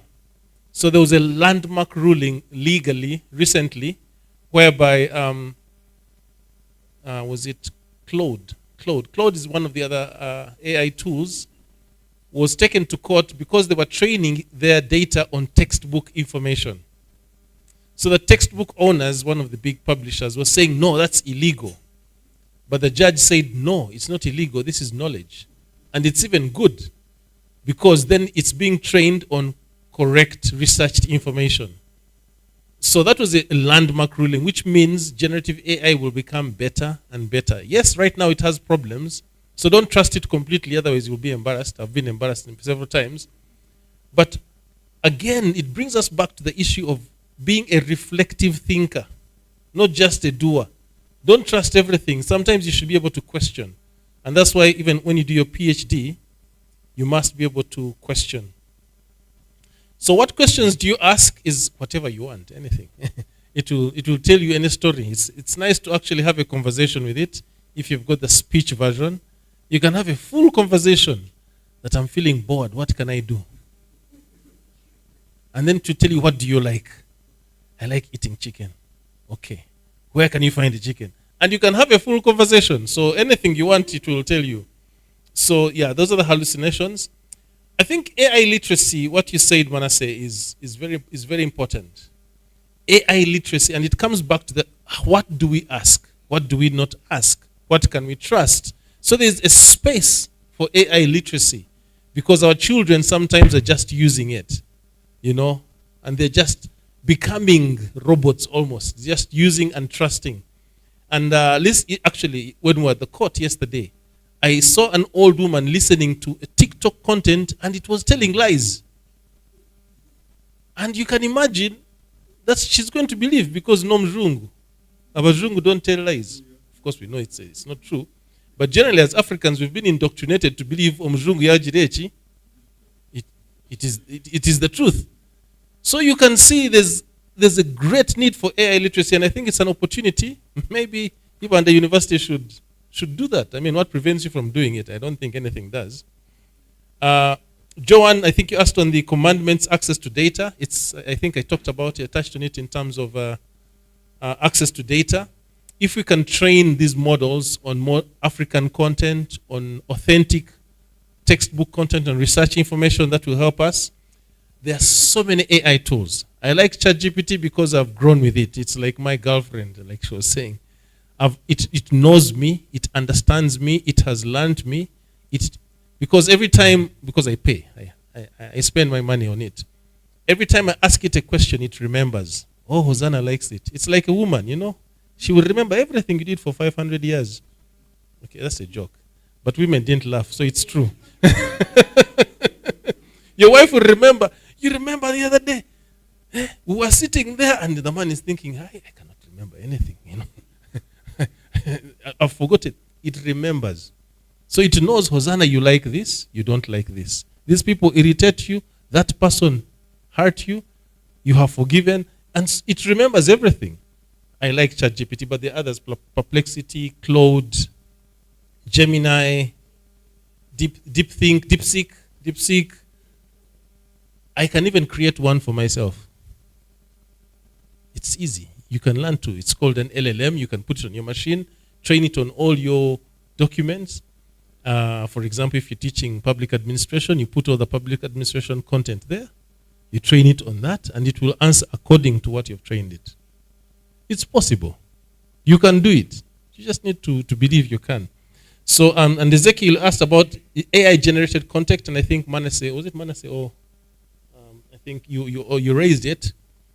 How do we localize plagiarism and AI-generated content? Now, the way AI works is that it predicts the next word. So it's almost impossible if you ask Gen AI one question now, and you ask it in 1 minute later, the answer will be similar but different. Is that plagiarism? So it's a big debate. It's more about integrity. Plagiarism is if I get your ideas and I use them without citing you, or I use them verbatim without consent or without citation, and verbatim, I just regurgitate. Now we're talking about integrity, that I used information that I didn't create and passed it off as my own. That's an integrity issue. It's not a plagiarism issue. And also, when people use plagiarism software to detect AI-generated content, I think it's like answering, like Adam asked, where are you? And he said, it is not me. Two different questions. The answer was different from the question. So I think in dealing with AI-generated content, we definitely have to interrogate the person, whether they actually know what they're talking about, which changes assessment completely. And so the way we assess is open. And I think as private universities, you have a bit more hunger and need to actually do something different. Because what makes you special? Because the big universities, the funded universities, they don't have to do anything. They'll still get paid. The salary comes. But as private universities, you have to to do something different and special and new and make it work, because then that is, I think that for me is the competitive edge that private universities could have over public universities. Of course, funding is a challenge, but that's where hungry people tend to run faster. So that's my my version of answers. Maybe the other discussants. Thank you, and I thank everybody who has contributed, and I still welcome those who will contribute. Here it comes, the AI-generated content or answer.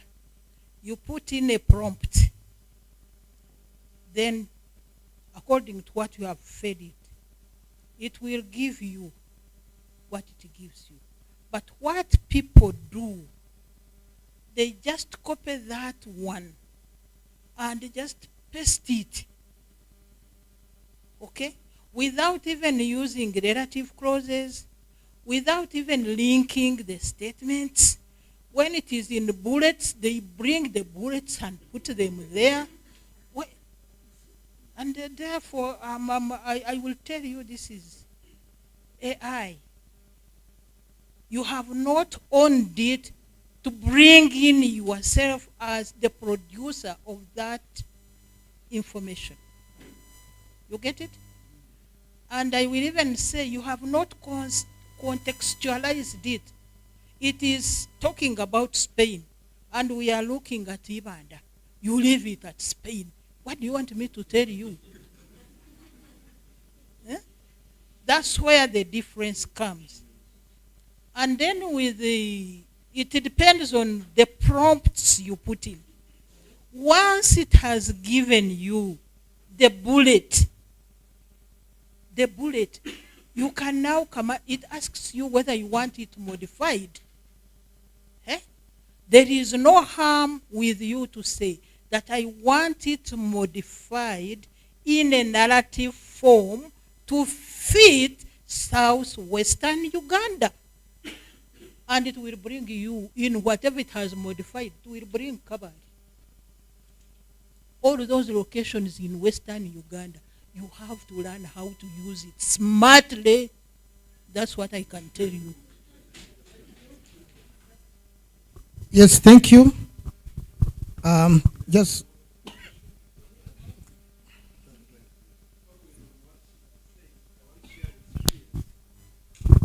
Yeah, thank you very much.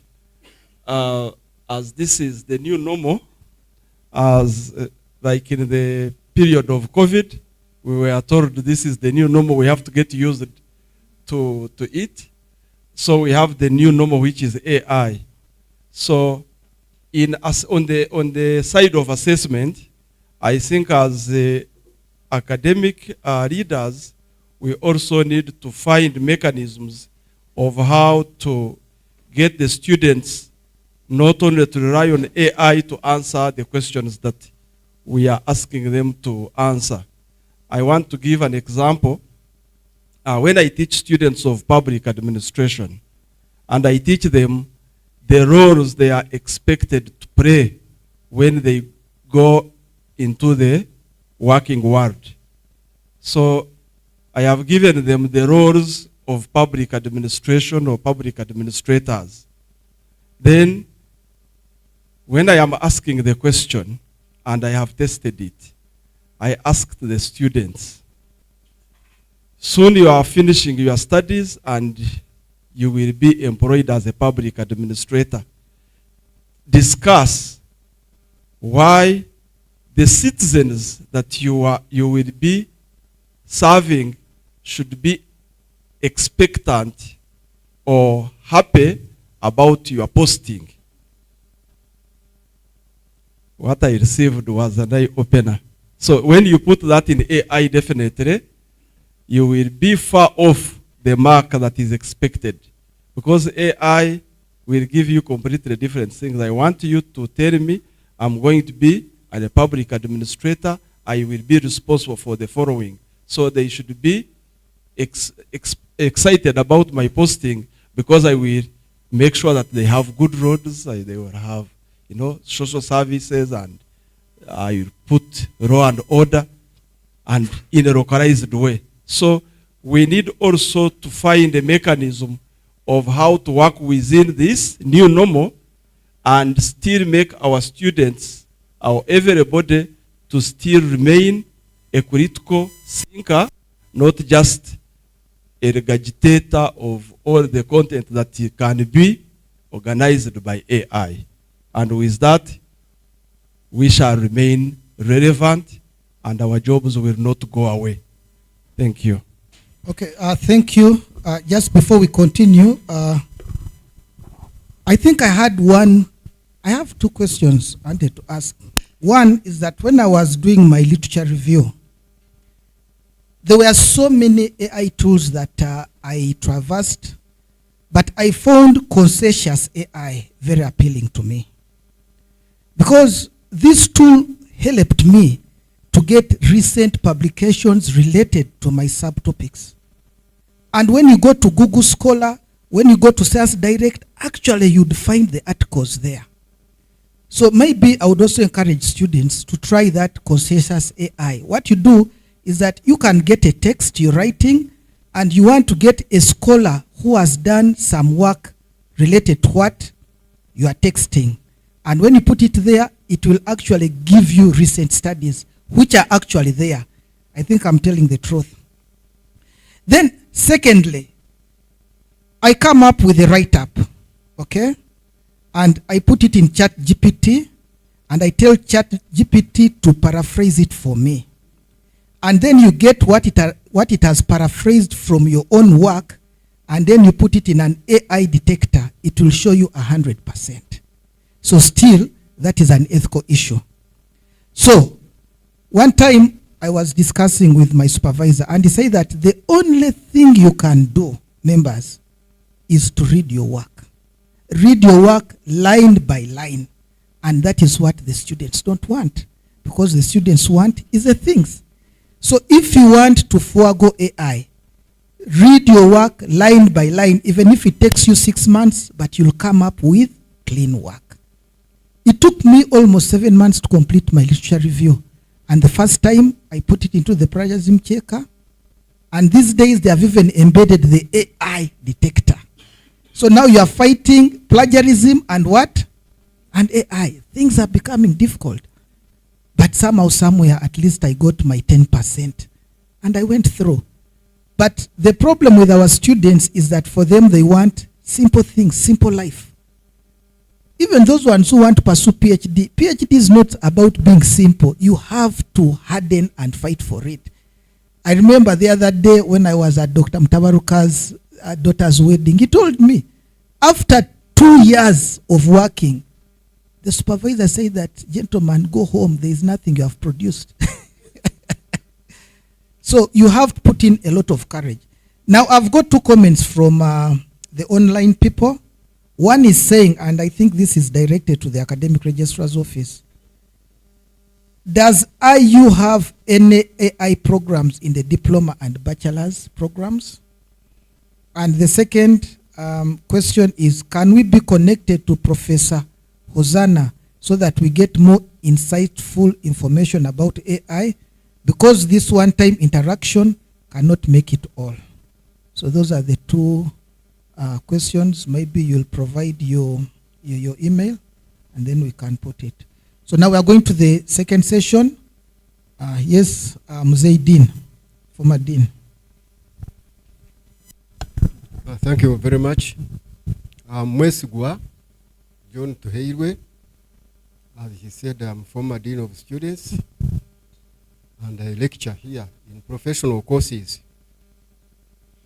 Now, Professor Hosanna talked about AI helping communities, and maybe could give some more useful information about this, because when you talk of communities, my understanding is these business people we find in the market, people, the peasantry, and all that, unless there is another, because they are different from the world of academia.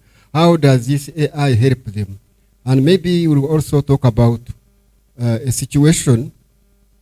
I teach comparative education, and in this Western world, especially the United States, Britain, and the Scandinavia, when a lecturer comes to lecture in a university, in a certain class, and introduces a topic, a unit topic, the students will put on their earphones and all that, and then they begin to walk out because they connect themselves to the AI, and they no longer need the information from the lecturer. And they are having it as a challenge in these developed countries. Maybe you can comment. Thank you very much. Let's get another person.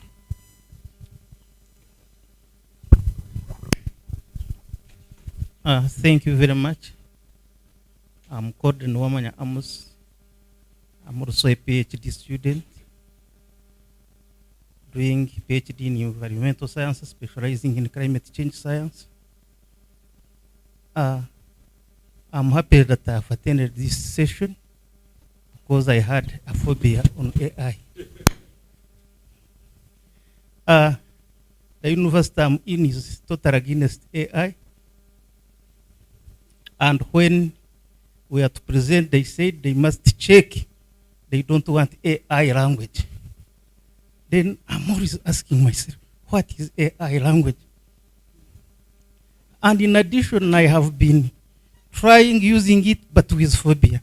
And I came to discover that there is another platform, another tool called Synthesis Machine. Synthesis Machine, when you open it and you insert there your topic, it will give you the whole dissertation. So I'm like a hyena looking at meat and looking at the other side that is very palatable to eat. So I'm very happy that now I've got all tricks to use, and I think I will have to cover what I'm supposed to cover. Thank you very much. Let's get one more person and then they answer those questions.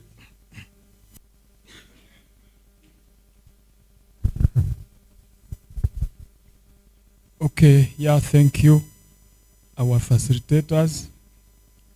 I'm Abson Kasigire, the University Councillor. We've liked this presentation very much, but still, as someone suggested, we need more and more sessions and trainings. From Professor Ebo's discourse, I've learned that we really had so many benefits from our traditional and manual research processes and productions. However, AI, as we've seen, is unavoidable, unstoppable, and we must embrace it. I don't know what my friend's institution is about to prohibit AI, and I think they will not manage. AI is not actually something very new. It started long ago, but here we've recently known it. But it has been in existence, and its future is broad. I would suggest that you help us know more about integrating AI with our traditional manual ways of teaching and research. Thank you.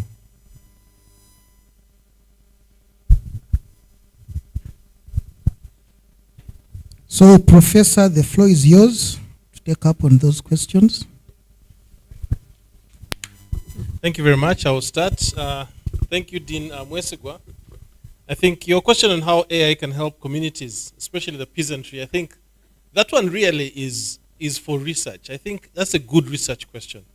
Which is what professors tell you when they can't answer a question, they tell you it's good for research. But I do mean it because what do I know about peasantry now? I mean, I've been so urbanized. I don't really understand, but it takes someone who understands that context and who now also understands artificial intelligence to say, you know what, there's an opportunity here for you. I think immediately from the top of my head, I can think about tourism, because AI models, they decide which, when you search for something, what comes number one, you see. So if you could, for example, if I'm looking for an authentic local experience, how can they find something in, what did you say is this other, yeah, you talk about consensus, I meant the town which is next to you, Chinyandongo, is it? Chitagwenda.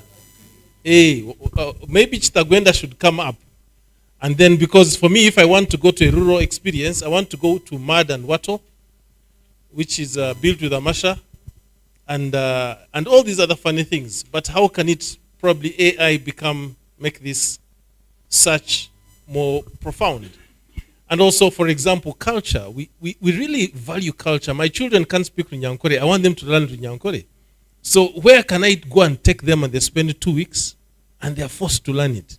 You see, there's opportunity. So I think, but someone has to be there, understand, and who also understands AI. And that's why I talk about transdisciplinary data science. You understand artificial intelligence, you understand the needs of the community, and you put something there. Indeed, like I said, universities were no longer the custodians of knowledge. And so when students disconnect, the big question for us as academics is, now what? What is our role? I think our role is still to empower people. And this kind of answers your question, Mr. Nwamanya. You're dealing with climate change and why people fear artificial intelligence. It's because people are misusing it. They are copying and pasting.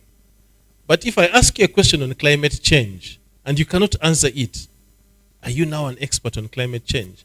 So the question is, yes, use AI, but make sure that you can understand what you're knowing so that when I ask you, you are still an expert. Actually, I have a PhD student also looking at climate change, and she's modeling using artificial intelligence when it will flood in certain areas. Because flooding comes with financial risk. If it floods here, it means we're going to lose money. Government has to spend. So she's trying to put together statistical models in an environmental science and then identify that. But she uses machine learning. And she uses Gen AI to understand how she can connect those dots. Because she's looking at extreme weather, she's looking at... So it's a lot of things. So I think use it, but also learn. Make sure you learn and understand in your own language, in your own way, whatever you need, but make sure you learn. That is very important. But we academics, we fear AI because it's going to take our jobs. It is taking our jobs.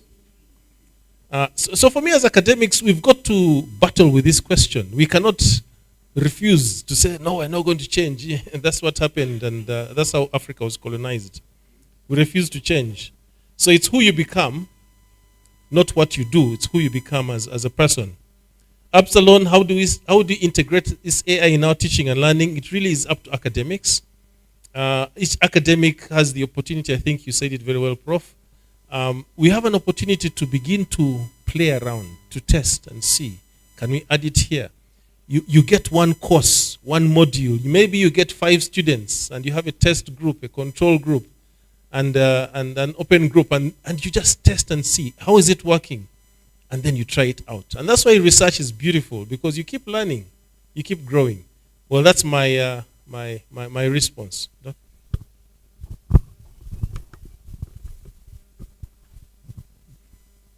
The caller who asked the academic just about whether we have a course in AI, I think the understanding is that we are trying to see how we use AI across different courses. We cannot have a program on AI. I don't know, maybe as we advance. So I would advise the caller to understand that as we are advancing in AI, as we are learning about AI, can we apply it in our different courses? If you're doing social sciences, if you're doing physical sciences, if you are doing humanities, how do you apply AI? And I think our role as a university is to put more energy in understanding how to help the students to learn how to use AI. For those ones who are using ChatGPT, professors, I don't know whether it's professor, someone said that ChatGPT remembers you. Actually, if you give it a topic and you want to ask for objectives, you don't even need to put up topic again. It still remembers the topic. But if you are using ChatGPT specifically, it has specific language. You'll find words like foster, but do you want to use the word foster or you want to use like promotion? You look for alternative words. And that's why we are saying localize. It uses most of the word significance because it is automated. But in your context, do you want to look at the significance? Or can you shorten the sentence if it usually gives very long sentences? There is a word whose meaning I don't know. Nuanced. Yeah, I just look for the appropriate word that I want to use contextualizing. It usually gives sentences which begin by A, B, C. But do you want to start your sentence using by, or can you find appropriate, because we said it is supposed to help us for quality checking, efficiency, but then our job is to contextualize, and our job is to localize. So to the caller, we have our director here and in charge of education, and also the director of postgraduate. We shall be debating on these things. We shall also inquire from the professor, our guest speaker, if it is possible to write a curriculum specifically on teaching AI. If that one is possible, then why not? We can write. He can actually help us. We write a curriculum and start teaching, because since it cuts across, it would be a very big advantage. We could even be the pioneers in Uganda to teach a course in AI. I hope the caller is online, and I don't know whether I've answered it well. Thank you.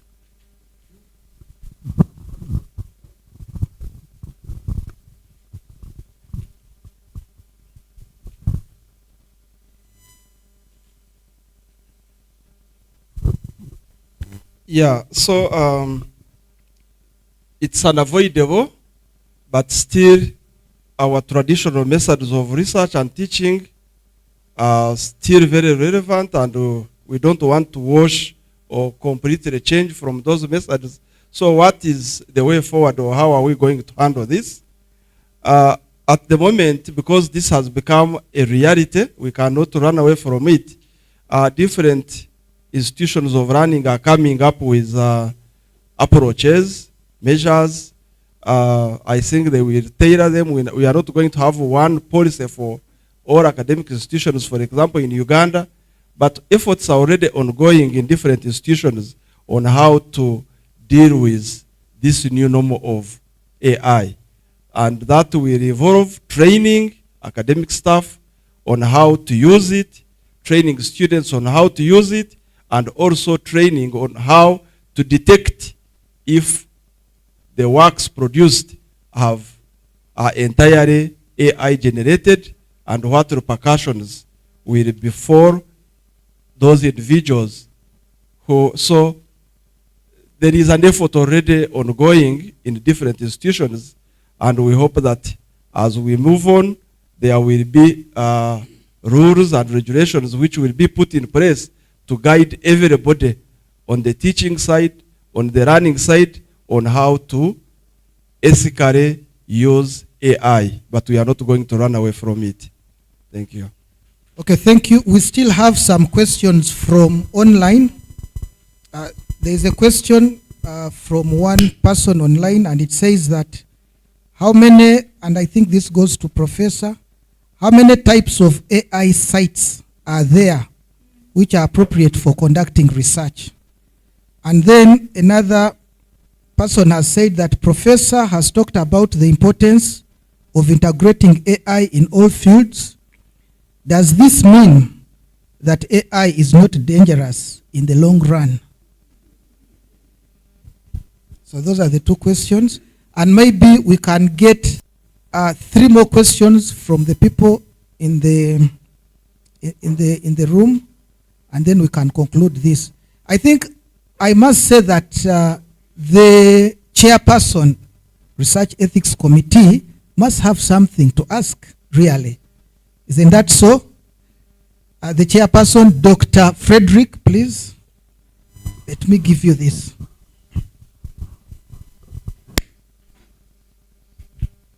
Thank you, Chris. I really don't have something to ask, but maybe a contribution. It has been a debate, even in the university where I work, full time, about the use of AI, especially in doing coursework, especially in doing research.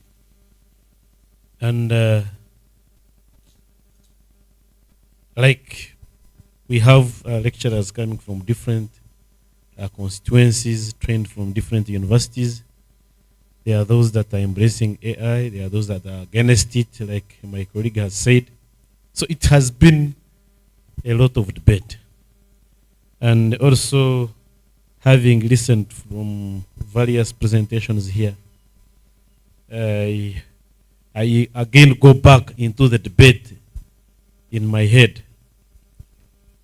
AI, like my colleague has, one of the participants said, sometimes we ask wrong questions and then it produces what you have asked.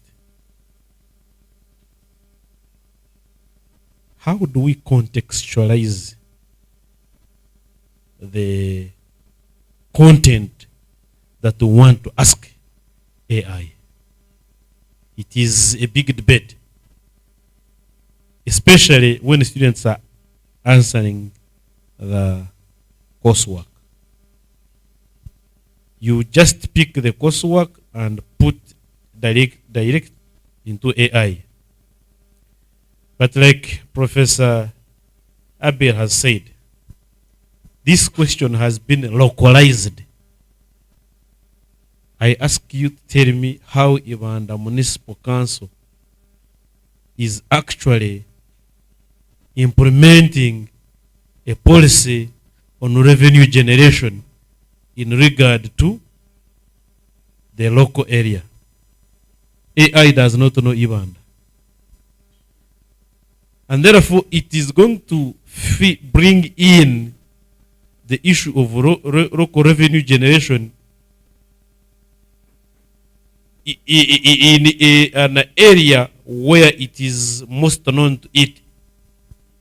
And then the student will copy and paste, and you find that the practices of Ibanda Municipal Council, where Ibanda University is, are totally different from what AI has brought.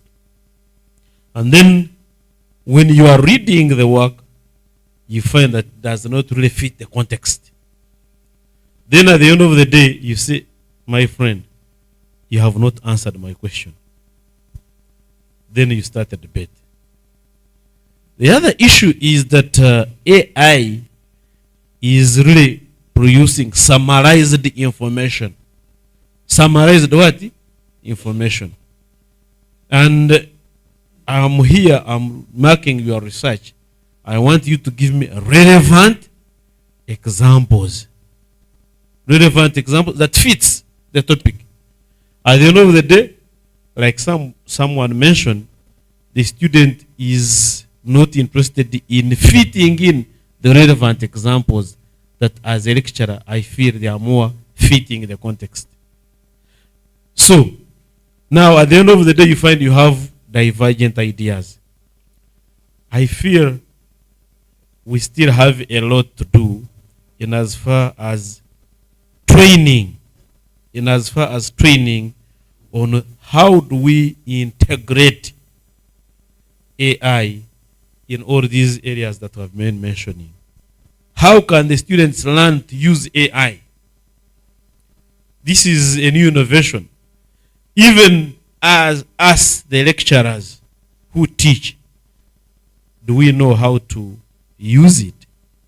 That is also another question. So at the end of the day, you find that a student has produced an information which you also need to go and research about.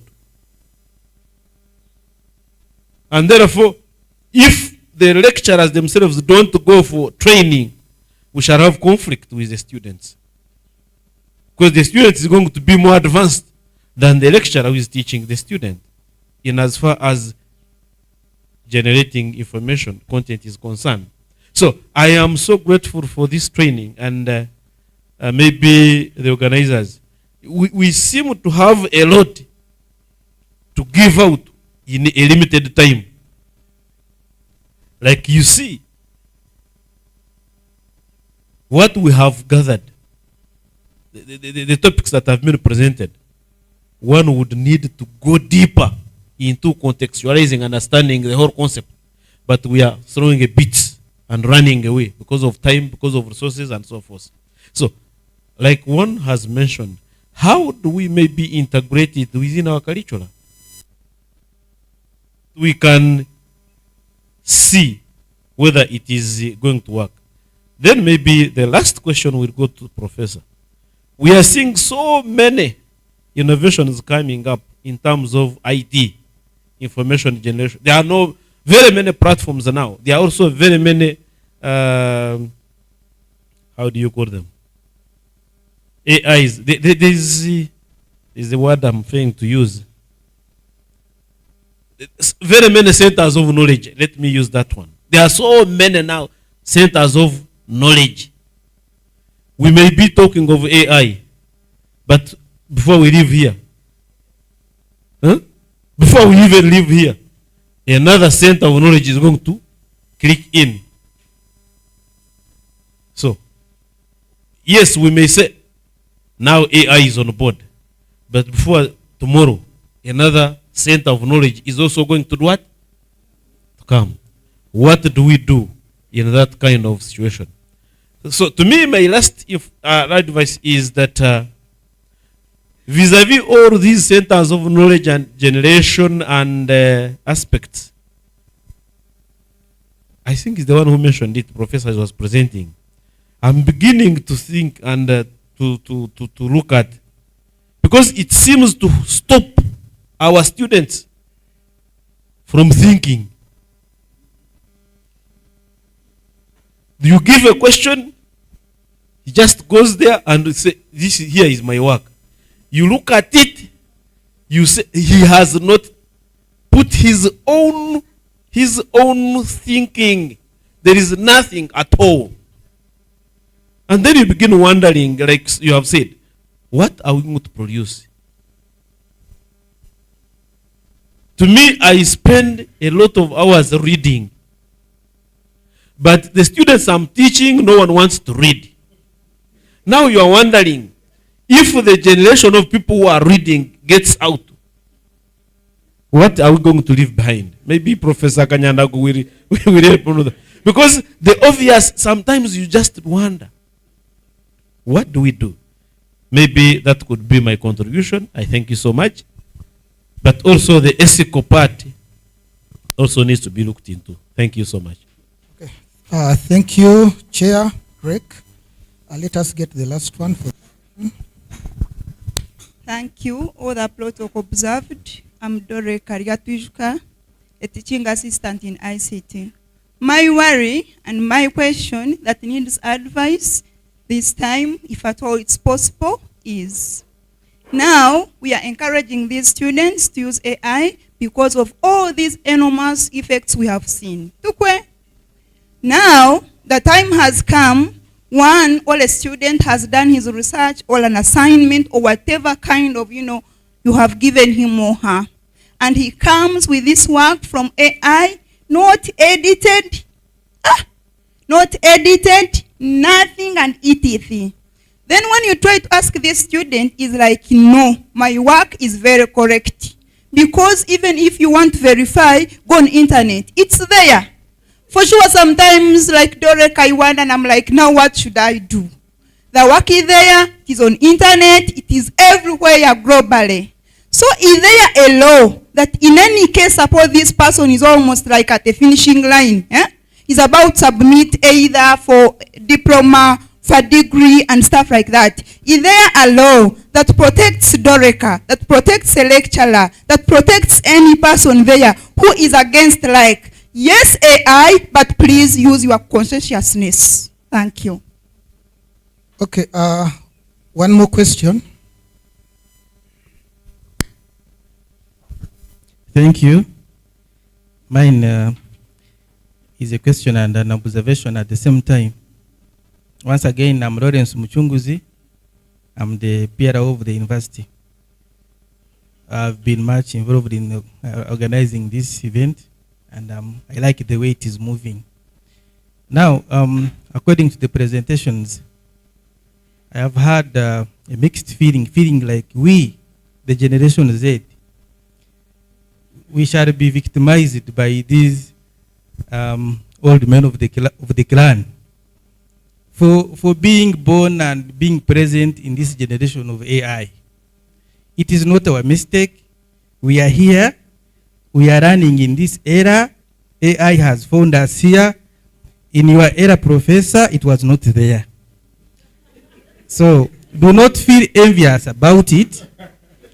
And then victimize us for being technological friendly. I picked this from the reaction of Dr. Mutabaruka. With due respect, he feels like when someone uses AI, he's not friendly with it. But to me, we have no case to answer. We are enjoying the liberalization of this world and the technology, and AI is here to stay. So, as an academic institution, we should find a way of embracing this. And we should accept it the way it is. We are not working in isolation. We are working with other universities. The discussions are on. This discussion is not only limited here. We are alive to the fact that AI is here to stay. And maybe also that AI is not an individual, is not a person, is not a human being, does not breathe oxygen, and he has no red blood cells or white blood cells. No DNA. He has no feeling. When you hurt him, no, he's not being hurt. So let's treat him like that. Let's not victimize AI. Abazungu bamuresere bamutuletera. Let's just embrace AI. And maybe what I've picked so much that has touched me from Professor Ozana is that I was following online, I had just moved out. It was that AI, we as academicians, we should not teach people how to do things. We should teach them to be human beings. We should not teach robots the way people think. That's how they think. We shall not change them to our own way. That was then. That was now. This is now. So we should teach all learners how to survive in the contemporary world as human beings, not as robots. Thank you so much. Okay, thank you. I think, Professor, you are going to answer those questions. Yesterday, I happened to be having lunch with the former dean and Amos, the one who is saying he has a phobia with AI. We were looking at Microsoft Copilot. And we asked Microsoft Copilot, tell us about what we are hearing about President Kagame. And indeed it told us that there are rumors that the gentleman has died. He has not appeared in public for the last 5 days. So we are wondering, where did it get that information from? Then again we said, no, let us try again. Let us put in, do you know Ibanda University in Western Uganda? What did it say? Ibanda University is a rural university in Western Uganda. It is privately owned. So what is this?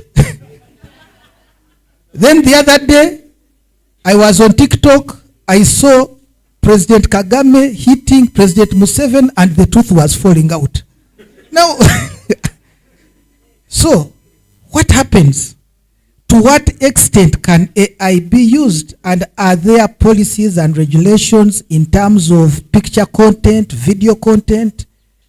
I mean, you can't blame anyone now. If he says that thesis, you type a topic and the whole research comes there with all the references. So how do we go about that? Thank you. Let them answer that one. We still have time. We said we are going until 2. Let us answer those ones, and then we have 2 more questions and we wrap up. Thank you. Thank you very much. Very insightful questions, I must say. Okay, so the first one is easy. What sites for AI use? Just go to Google and search what are the best AI tools to use for research. It will give you 100 Every day, someone is coming up with one. I can create one and commercialize it, and it will be there. But I like ChatGPT because it remembers everything, and because I've been using it for almost 2 years, so it's working well for me. But it's a bit expensive for most people, but DeepSeek is good. Consensus, Cloud AI, Notebook. There's Notebook LM. Yeah, Notebook LM, just Notebook LM. It's a Google, yeah, it's a Google one. The good thing with it is that you can put in all the content you have, and it gives you a podcast where two people are talking, and then you can interrupt, and you have a conversation so that it answers you the way you want. So I really like that. So the second question was on, is AI dangerous? The answer is, it's like anything else in life. It's up to you. It can be dangerous, it can be a good thing. So you've got to choose your lane. But I don't recommend that you should be risk averse. Rather than be risk averse, put guardrails. Understand what the good things are and what the bad things are. And that's why AI literacy, like Manasseh said, is a very important course, I think, to teach right now. What is good and what is bad. Because even our cultures have things that we say are good and are bad. So we cannot avoid that. So AI use it's really up to you. I think it's really good. It's really, really good, and you should maximize it. How do you integrate it into curricula? I think those are conversations that we must have, because as a rural university, what access do you have to the internet? What access do you have to these models? How much money can you pay? What expertise do you have to spend maybe on creating something? So it's a conversation. It really depends on what you're willing, the appetite you have for risk and for innovation. The challenge of thinking, I think, for me is fundamental. What makes us human is feeling, thinking, love, faith. Things will never change. So when you're creating a person as a university, and I insist, academics, our monopoly on knowledge is gone. So we have to redefine who we're developing. You're developing a person. Ognomuntu is not just another machine. So how do you interact with the person? Do we still teach the way we used to teach? No, definitely. We shouldn't. Because the students even know more. So how does that change? So yes, IT innovations are many. Tomorrow, there will be another innovation. You've heard of quantum computing now? Quantum changes everything. The way we understand even mathematics, quantum looks at it very differently. So it's a whole different way of thinking, and I think that's the next wave. It will make computing much faster. So right now, if you take, say, 2 seconds to do something, it will take microseconds, because it's a different way of approaching life. So quantum, so the way quantum works is different from our traditional way of thinking. In fact, there's suggesting that because of quantum, we may be able to pause time. I don't know how that is. I think, but some physicists are mad people, so you can never know. Doreka, you asked about whether there's a law which manages the way we use AI and the academic integrity around that. I think in Uganda there is something, not a policy yet, but NITA was working on something. I don't know whether they have pulled it out. But my challenge with most of these policies is that they are based on old ways of doing policies. Like you said, the policies are changing, innovations are changing. Now you create a policy for today, yet tomorrow it's going to change. So even the way we do policy implementation, policy management, we should be looking more at adaptive policies and not policies which are stuck in time. So, and that's a research area as well. Policy experimentation, adaptive policy, and not policies which are fixed in time. I think the EU, European Union, has policies, but that's for the EU. Africa, I think our problems are different. Our problems is where to get food tomorrow. So the interests of AI are not there, but we are affected by it definitely. So there's an opportunity for that. Lawrence, you talked about it's not your fault that you were born in this generation. I agree with you 100%. I wish I was. But again, I also am grateful that I'm not. Because I think it is so much harder for them because these tools are available. So why do you blame me for being able to have this knowledge on demand? So you see, and then, so this is why in my last slide I said, we now have to teach how to think. It's not automatic. For us, we assumed, you learn, you read, and then you learn to think and be cognitive. But now we have to teach this generation how to think. Because they're not thinking. They are being told, and they are believing. And actually, it's being unconsciously embedded into their heads. And that is culture. So AI is creating a culture of its own. So I think there's a danger in that. And so there's an opportunity for us to train how to think, what culture is, and those are things which make us really human. So that's my response. But yes, I'm happy for you, but sorry as well. I feel for you. Yeah. Who was next?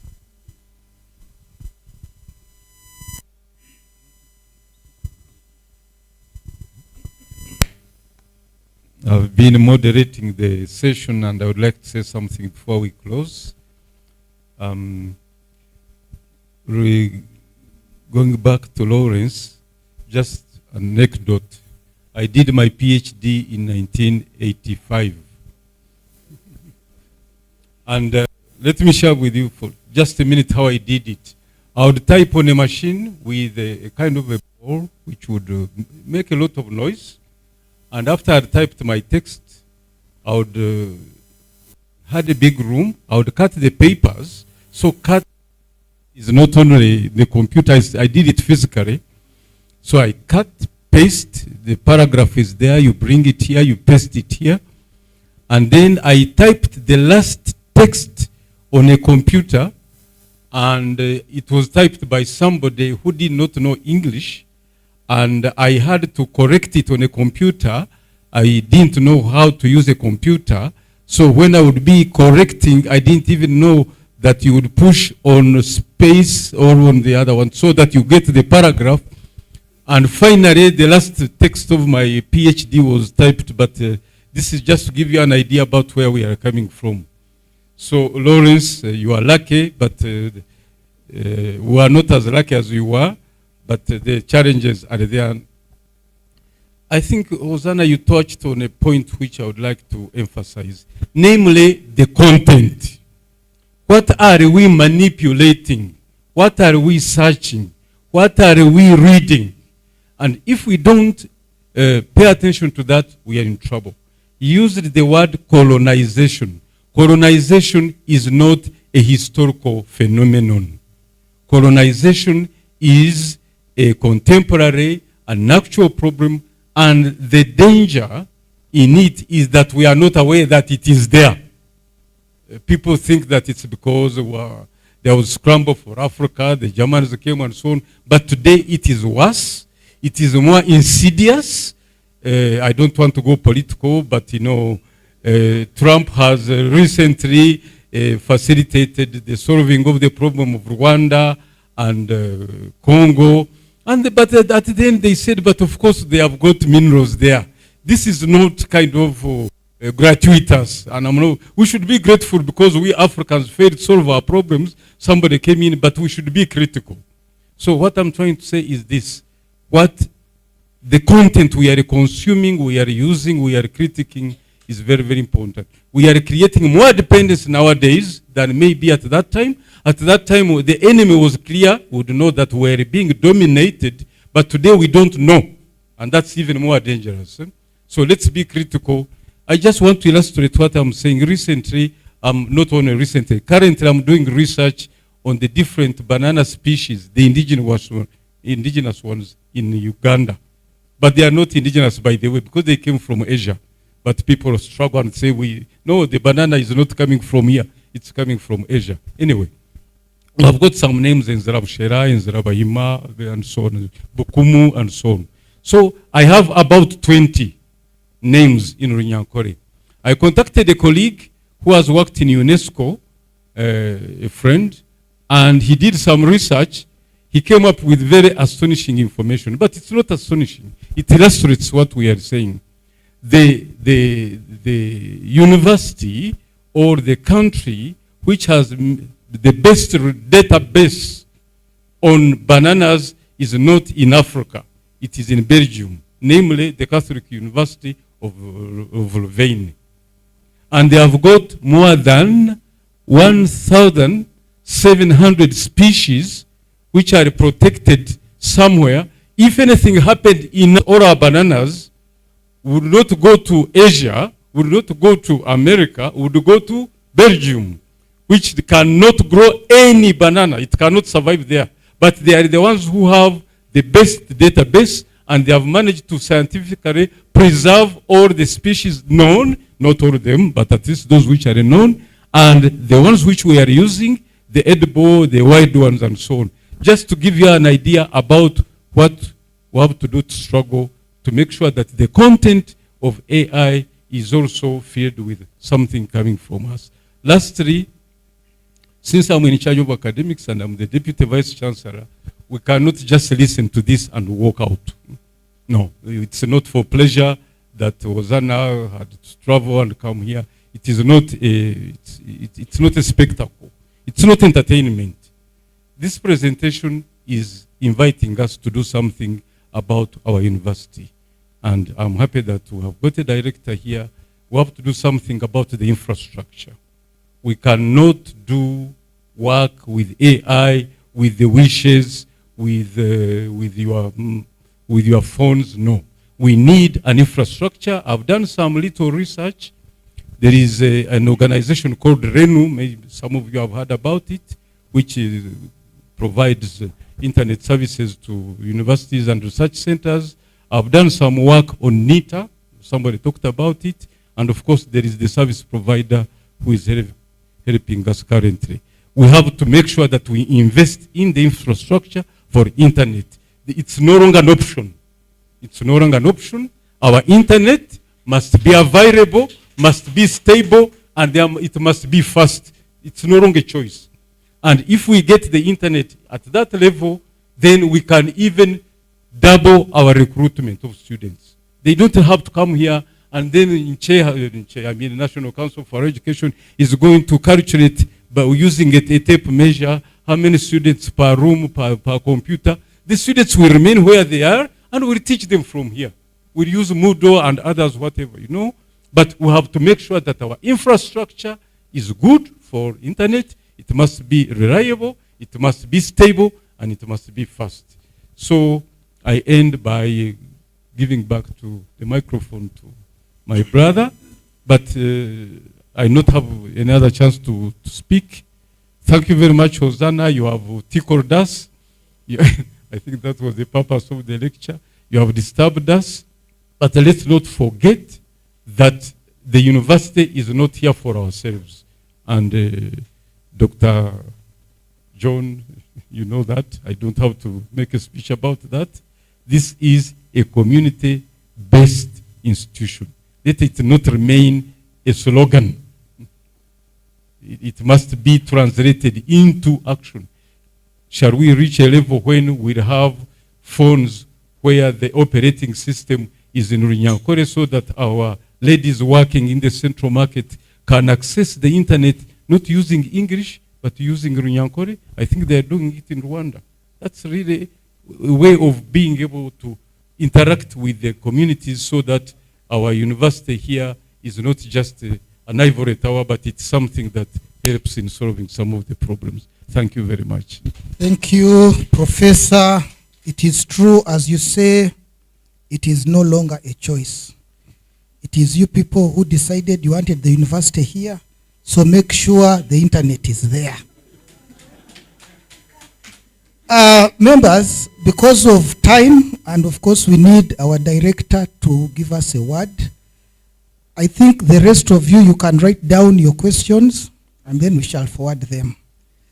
Now, lastly, members, our professor here, of course, we all know is from South Africa, from the land of Cyril Ramaphosa, and surely we should thank him in that language. I so happen to know that language, so I'll take the lead. So what we are going to do, we are going to thank him. You see, in Zulu, there is thanking as an individual, and there is thanking as a group. So for me, I can thank him as an individual. Nyabonga kakulu. Now, we are going to thank him as a group, and then we clap 3 times. I'm going to give you what we are going to say. Then after that, pa pa pa pa pa pa pa. So we are going to say siyabonga kakulu. Siyabonga kakulu. Mufetu weitu. Are you listening? Siyabonga kakulu. Mufetu weitu. Mufetu. Okay. 1, 2, 3, go. Siyabonga kakulu. Mufetu weitu. Okay, I now hand over to the moderator. Thank you. Thank you very much. I have said what I was supposed to say, and now I'd like to call upon the chair of the board of directors of this very beautiful institution, Dr. John Businji, to give us some concluding remarks.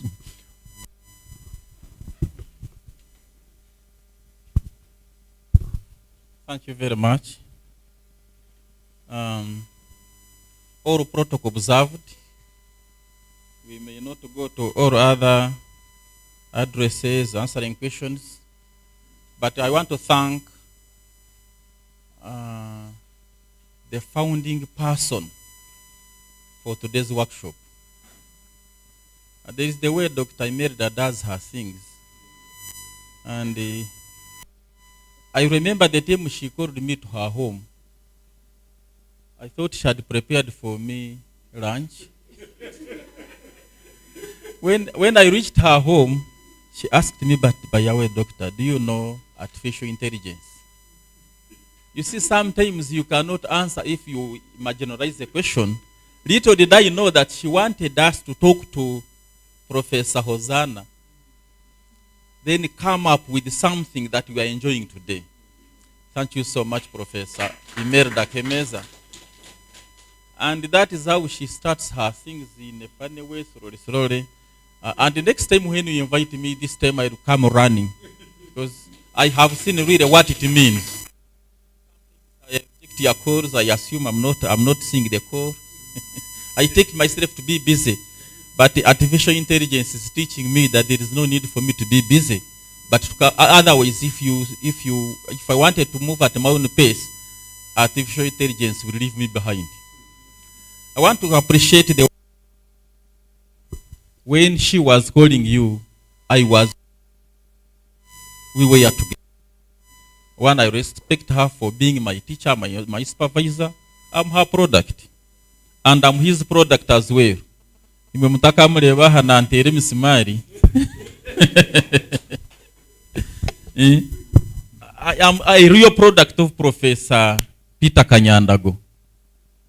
He taught me at Nkozi University. So whatever Nagamba, he has powers, a lot of powers over me. And I always throw a joke that I attended only, I think it was like 10 minutes of his lectures. I think 2 times. He was supposed to teach me 2 times. And I didn't go beyond 5 minutes per lecture. I was engaged in Kampala. And I would run to Kampala to do other businesses. But when he gave an assignment and he was reading the student who got the first performance of 80%, I was the one.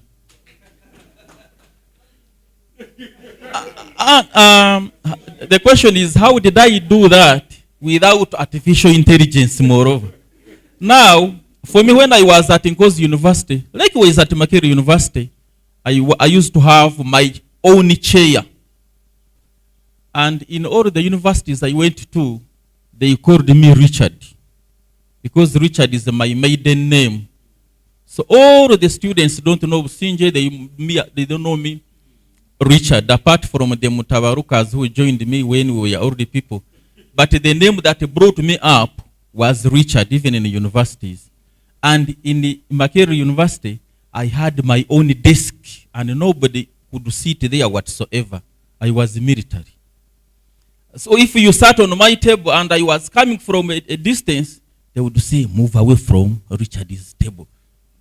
And it was not by force, but people were used to me that the day I sit on that table and we have an examination the next day or 2 days, then and we are in discussions, I would really participate very well. So they knew that if I don't use my particular desk, then I cannot read. Yet for us, we had groups. This one sits here, another one sits there, another one sits there, and by 7, we are in the library already reading. I know myself as a person who could go to the library by 7 and leave when it is lunch time, come back and leave when it is supper time. Go and sleep. By 7, I am already there. I would rather carry water and wash my face from the pavement, but I sit on my table. We have, before artificial intelligence, Lawrence was here joking. We read, and we integrated knowledge. We didn't have anything to help us, but it was reading a textbook. There are only 10 books in the library. You want the same textbook, you cannot hide it. You have to keep it somewhere in the shelves. Then tomorrow by 7, you are pulling out the same textbook and you are copying notes on papers which we will read in the night. It was real struggling. And I think that is why we are able to think to this level. I am only wondering if people are reading today. There are so many areas, Dr. Mutabaruka called them study centers of knowledge. There are so many centers of knowledge which have come up. So I'm wondering, are we training people in critical thinking? The only advice I would say is that as the teachers, we now need to devise means of integrating artificial intelligence within other means of teaching. I call it teaching learning processes. Previously, I would not answer some questions when I'm at home and playing with my children, because you see in primary they have a lot of things. They have mathematics. Some of us are poor in mathematics. They have CRI questions. Some of us, you don't even attend to church. Once you're going to go to church, once on Christmas and Easter, so you don't know the Bible, and this child is coming to you. You are called a doctor, you are a professor. Answer for me this: how old did Jesus die? Now you can't remember. You only remember that Jesus was here, and you don't know how old did he live on earth. So previously such questions have been defeating us, but today I am the master of ceremonies at home. Any question that comes, I'm already on the phone. As the child is asking, I'm typing. Hey, Daddy, you know mathematics. Daddy, you know CRI. Things which I would not answer. Now, when it comes to my own teaching at Ibanda University, what do I do? It is still a challenge. It means that when I'm asking a question in front of the students, they are already on their phones also asking. And I expect all the answers correct. And that is why when I am making my own notes and my teaching, I no longer go to the notes. I just come and say, I actually tell them, I have not come to teach you, but I've come that we share experiences. That we share experiences. And then in my class, when I'm teaching, I only allow every student to participate. And that is the only way we can go. And that is even why the government is changing the curriculum. The methodology of teaching and learning has to change. People have to participate. Or else what you'd be telling them, it could have changed to something else. I used to teach economics when I was a secondary school teacher. And some 2 years back when I went to Alliance Secondary, and I entered my economics class, and I thought I still knew economics. I said, I'm coming to give you a lesson on economics. And when I taught them for like 5 minutes, they said, doctor, things now changed. That's wrong. That's not the way. That's not the way they answer principles nowadays. I want to thank everybody for the participation. The moderators, the TV people. I know I will thank Professor Hosanna at the end, but I remember now Professor Abel. Thank you so much for coming. Dr. Mtabaruka, for you are always here. Thank you so much. But more especially, our lecturers, admins, and staff at Ibanda University. For me, it has really been, I relate this to a story of a white man who came from South Africa. I come from that area of Chibale, the forests of Chibale, in that part of Kabarole. And one of the tourists, a few years back, died in Chibale. And the man came, and when the car stopped, and they said, okay, that is the chimpanzee. He said, are you serious? That is the chimpanzee. He said, that is chimpanzee. The man collapsed and died.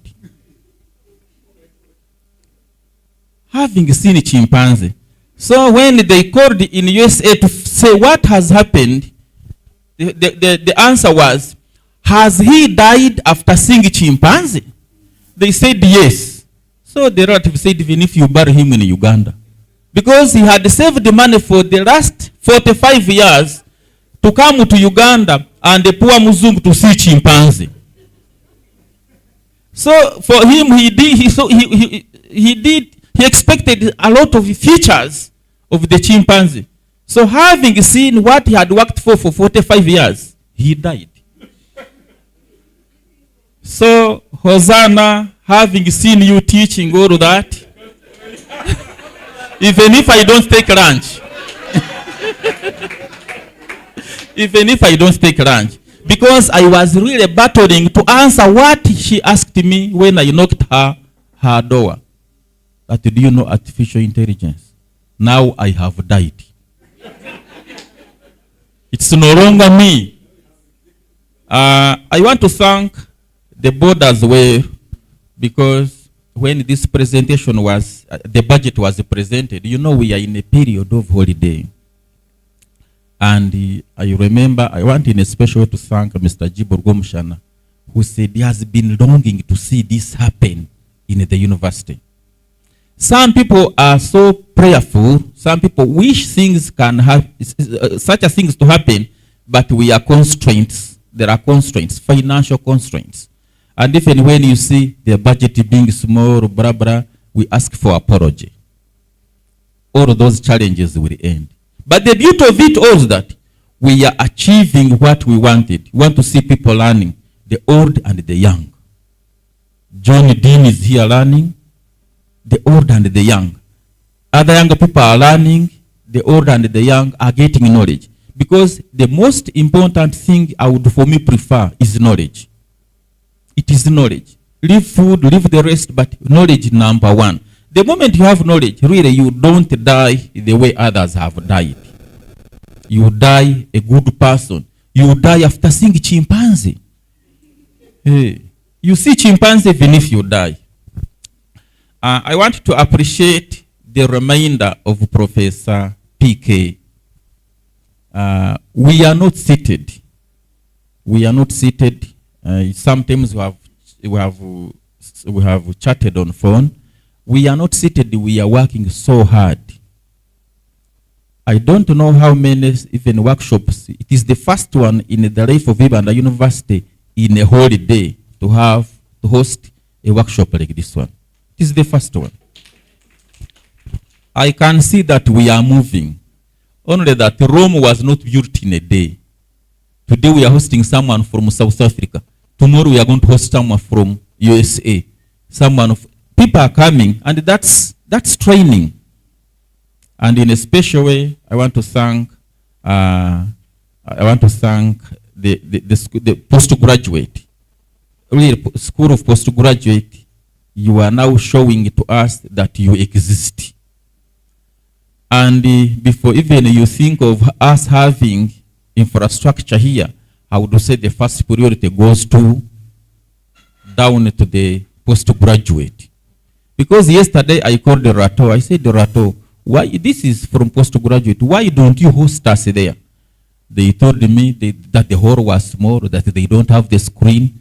Literally, did he forget that we bought this screen a few days back after they installed the other one? I am sure even many people didn't know that our screen was put back. But it has been installed. Now that I want to ask those people in management, try to protect the property of the university. And especially by now putting the housing to this. Because once it remains like this, someone can bring just a good, they can cut across just a few minutes, they can cut here, and they end and they take that one. Why don't you have it protected? Have it protected. The work of protecting it, it takes like 100,000 only. We have a problem of internet here. We are not sleeping. We are not sleeping. They are telling me the issue of internet here is not our own making, but it is for Ibanda as it's the problem of the Ibanda. The way they connected that mask in Igorora, that it is not directly giving Ibanda municipal council good services. So one time the government promised us that they would change. I am sure either they will change, but if any of you, like the way I heard you speak, if any of you has the way we can be guided on how to have proper internet, please write properly, make a presentation to us. Then as the board, once we have a presentation, we shall appreciate your knowledge. Don't just go there and you begin saying no internet, we need internet, we need internet. What have you done to guide us on getting the internet? Don't blame the board over the internet, but you write to us. What is your contribution for the last 10 years? The issue is the internet. What have you contributed in terms of artificial intelligence? You also write to us and we say, hey, this is how we can be guided. But likewise, Professor Hosanna, you have seen that the problem is the internet. If any of you or any other person, please do something. I don't like people who are on a station, the contribution is zero, you still ask questions. Contribute something. You can only contribute by writing to us as board. You say the idea is this, we can easily solve this problem by doing this. But if you have not given any contribution, don't think that my head is different from yours. My head is never different from yours. I just have a dress of Dr. John Businja as my names and chairman board of directors. But in terms of the heads, we are the same. So why don't you give us knowledge? Why do you have to wait for me? So where you find that we are failing, don't talk, but make a presentation to us. Because me and you are the same. Are we together? Otherwise, I want to encourage each one of you here members, especially the teaching fraternity. Always when there is such a function, please come up very quickly because we are here to get knowledge. Otherwise, I want to thank everybody for the tremendous contribution in terms of finance, in terms of directing us on finance, in terms of directing us on how to have this a successful arrangement for today. Really, you have done great, but more especially the physical attendance. And I am sure we are yet to see more chimpanzees. Good afternoon.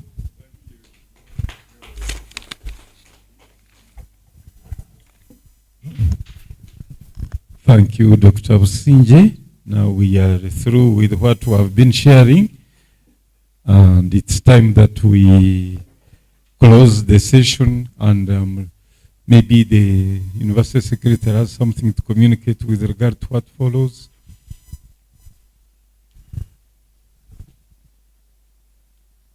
Thank you, moderator. Good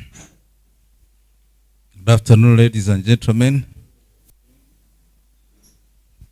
I can only add my voice to thank Professor Hosanna. You have done us a good job. I would wish to give him another applause of clap.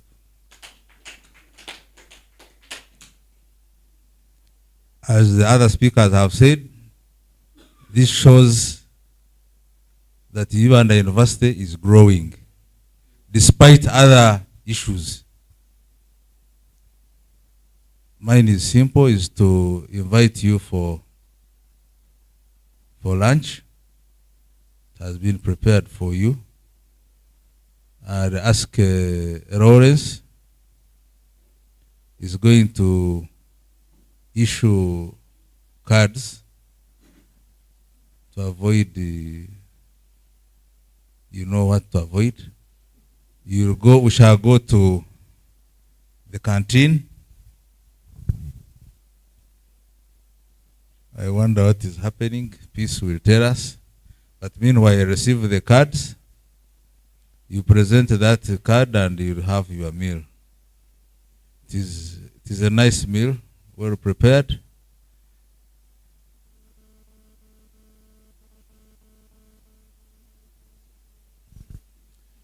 We are the front row will not have the cards.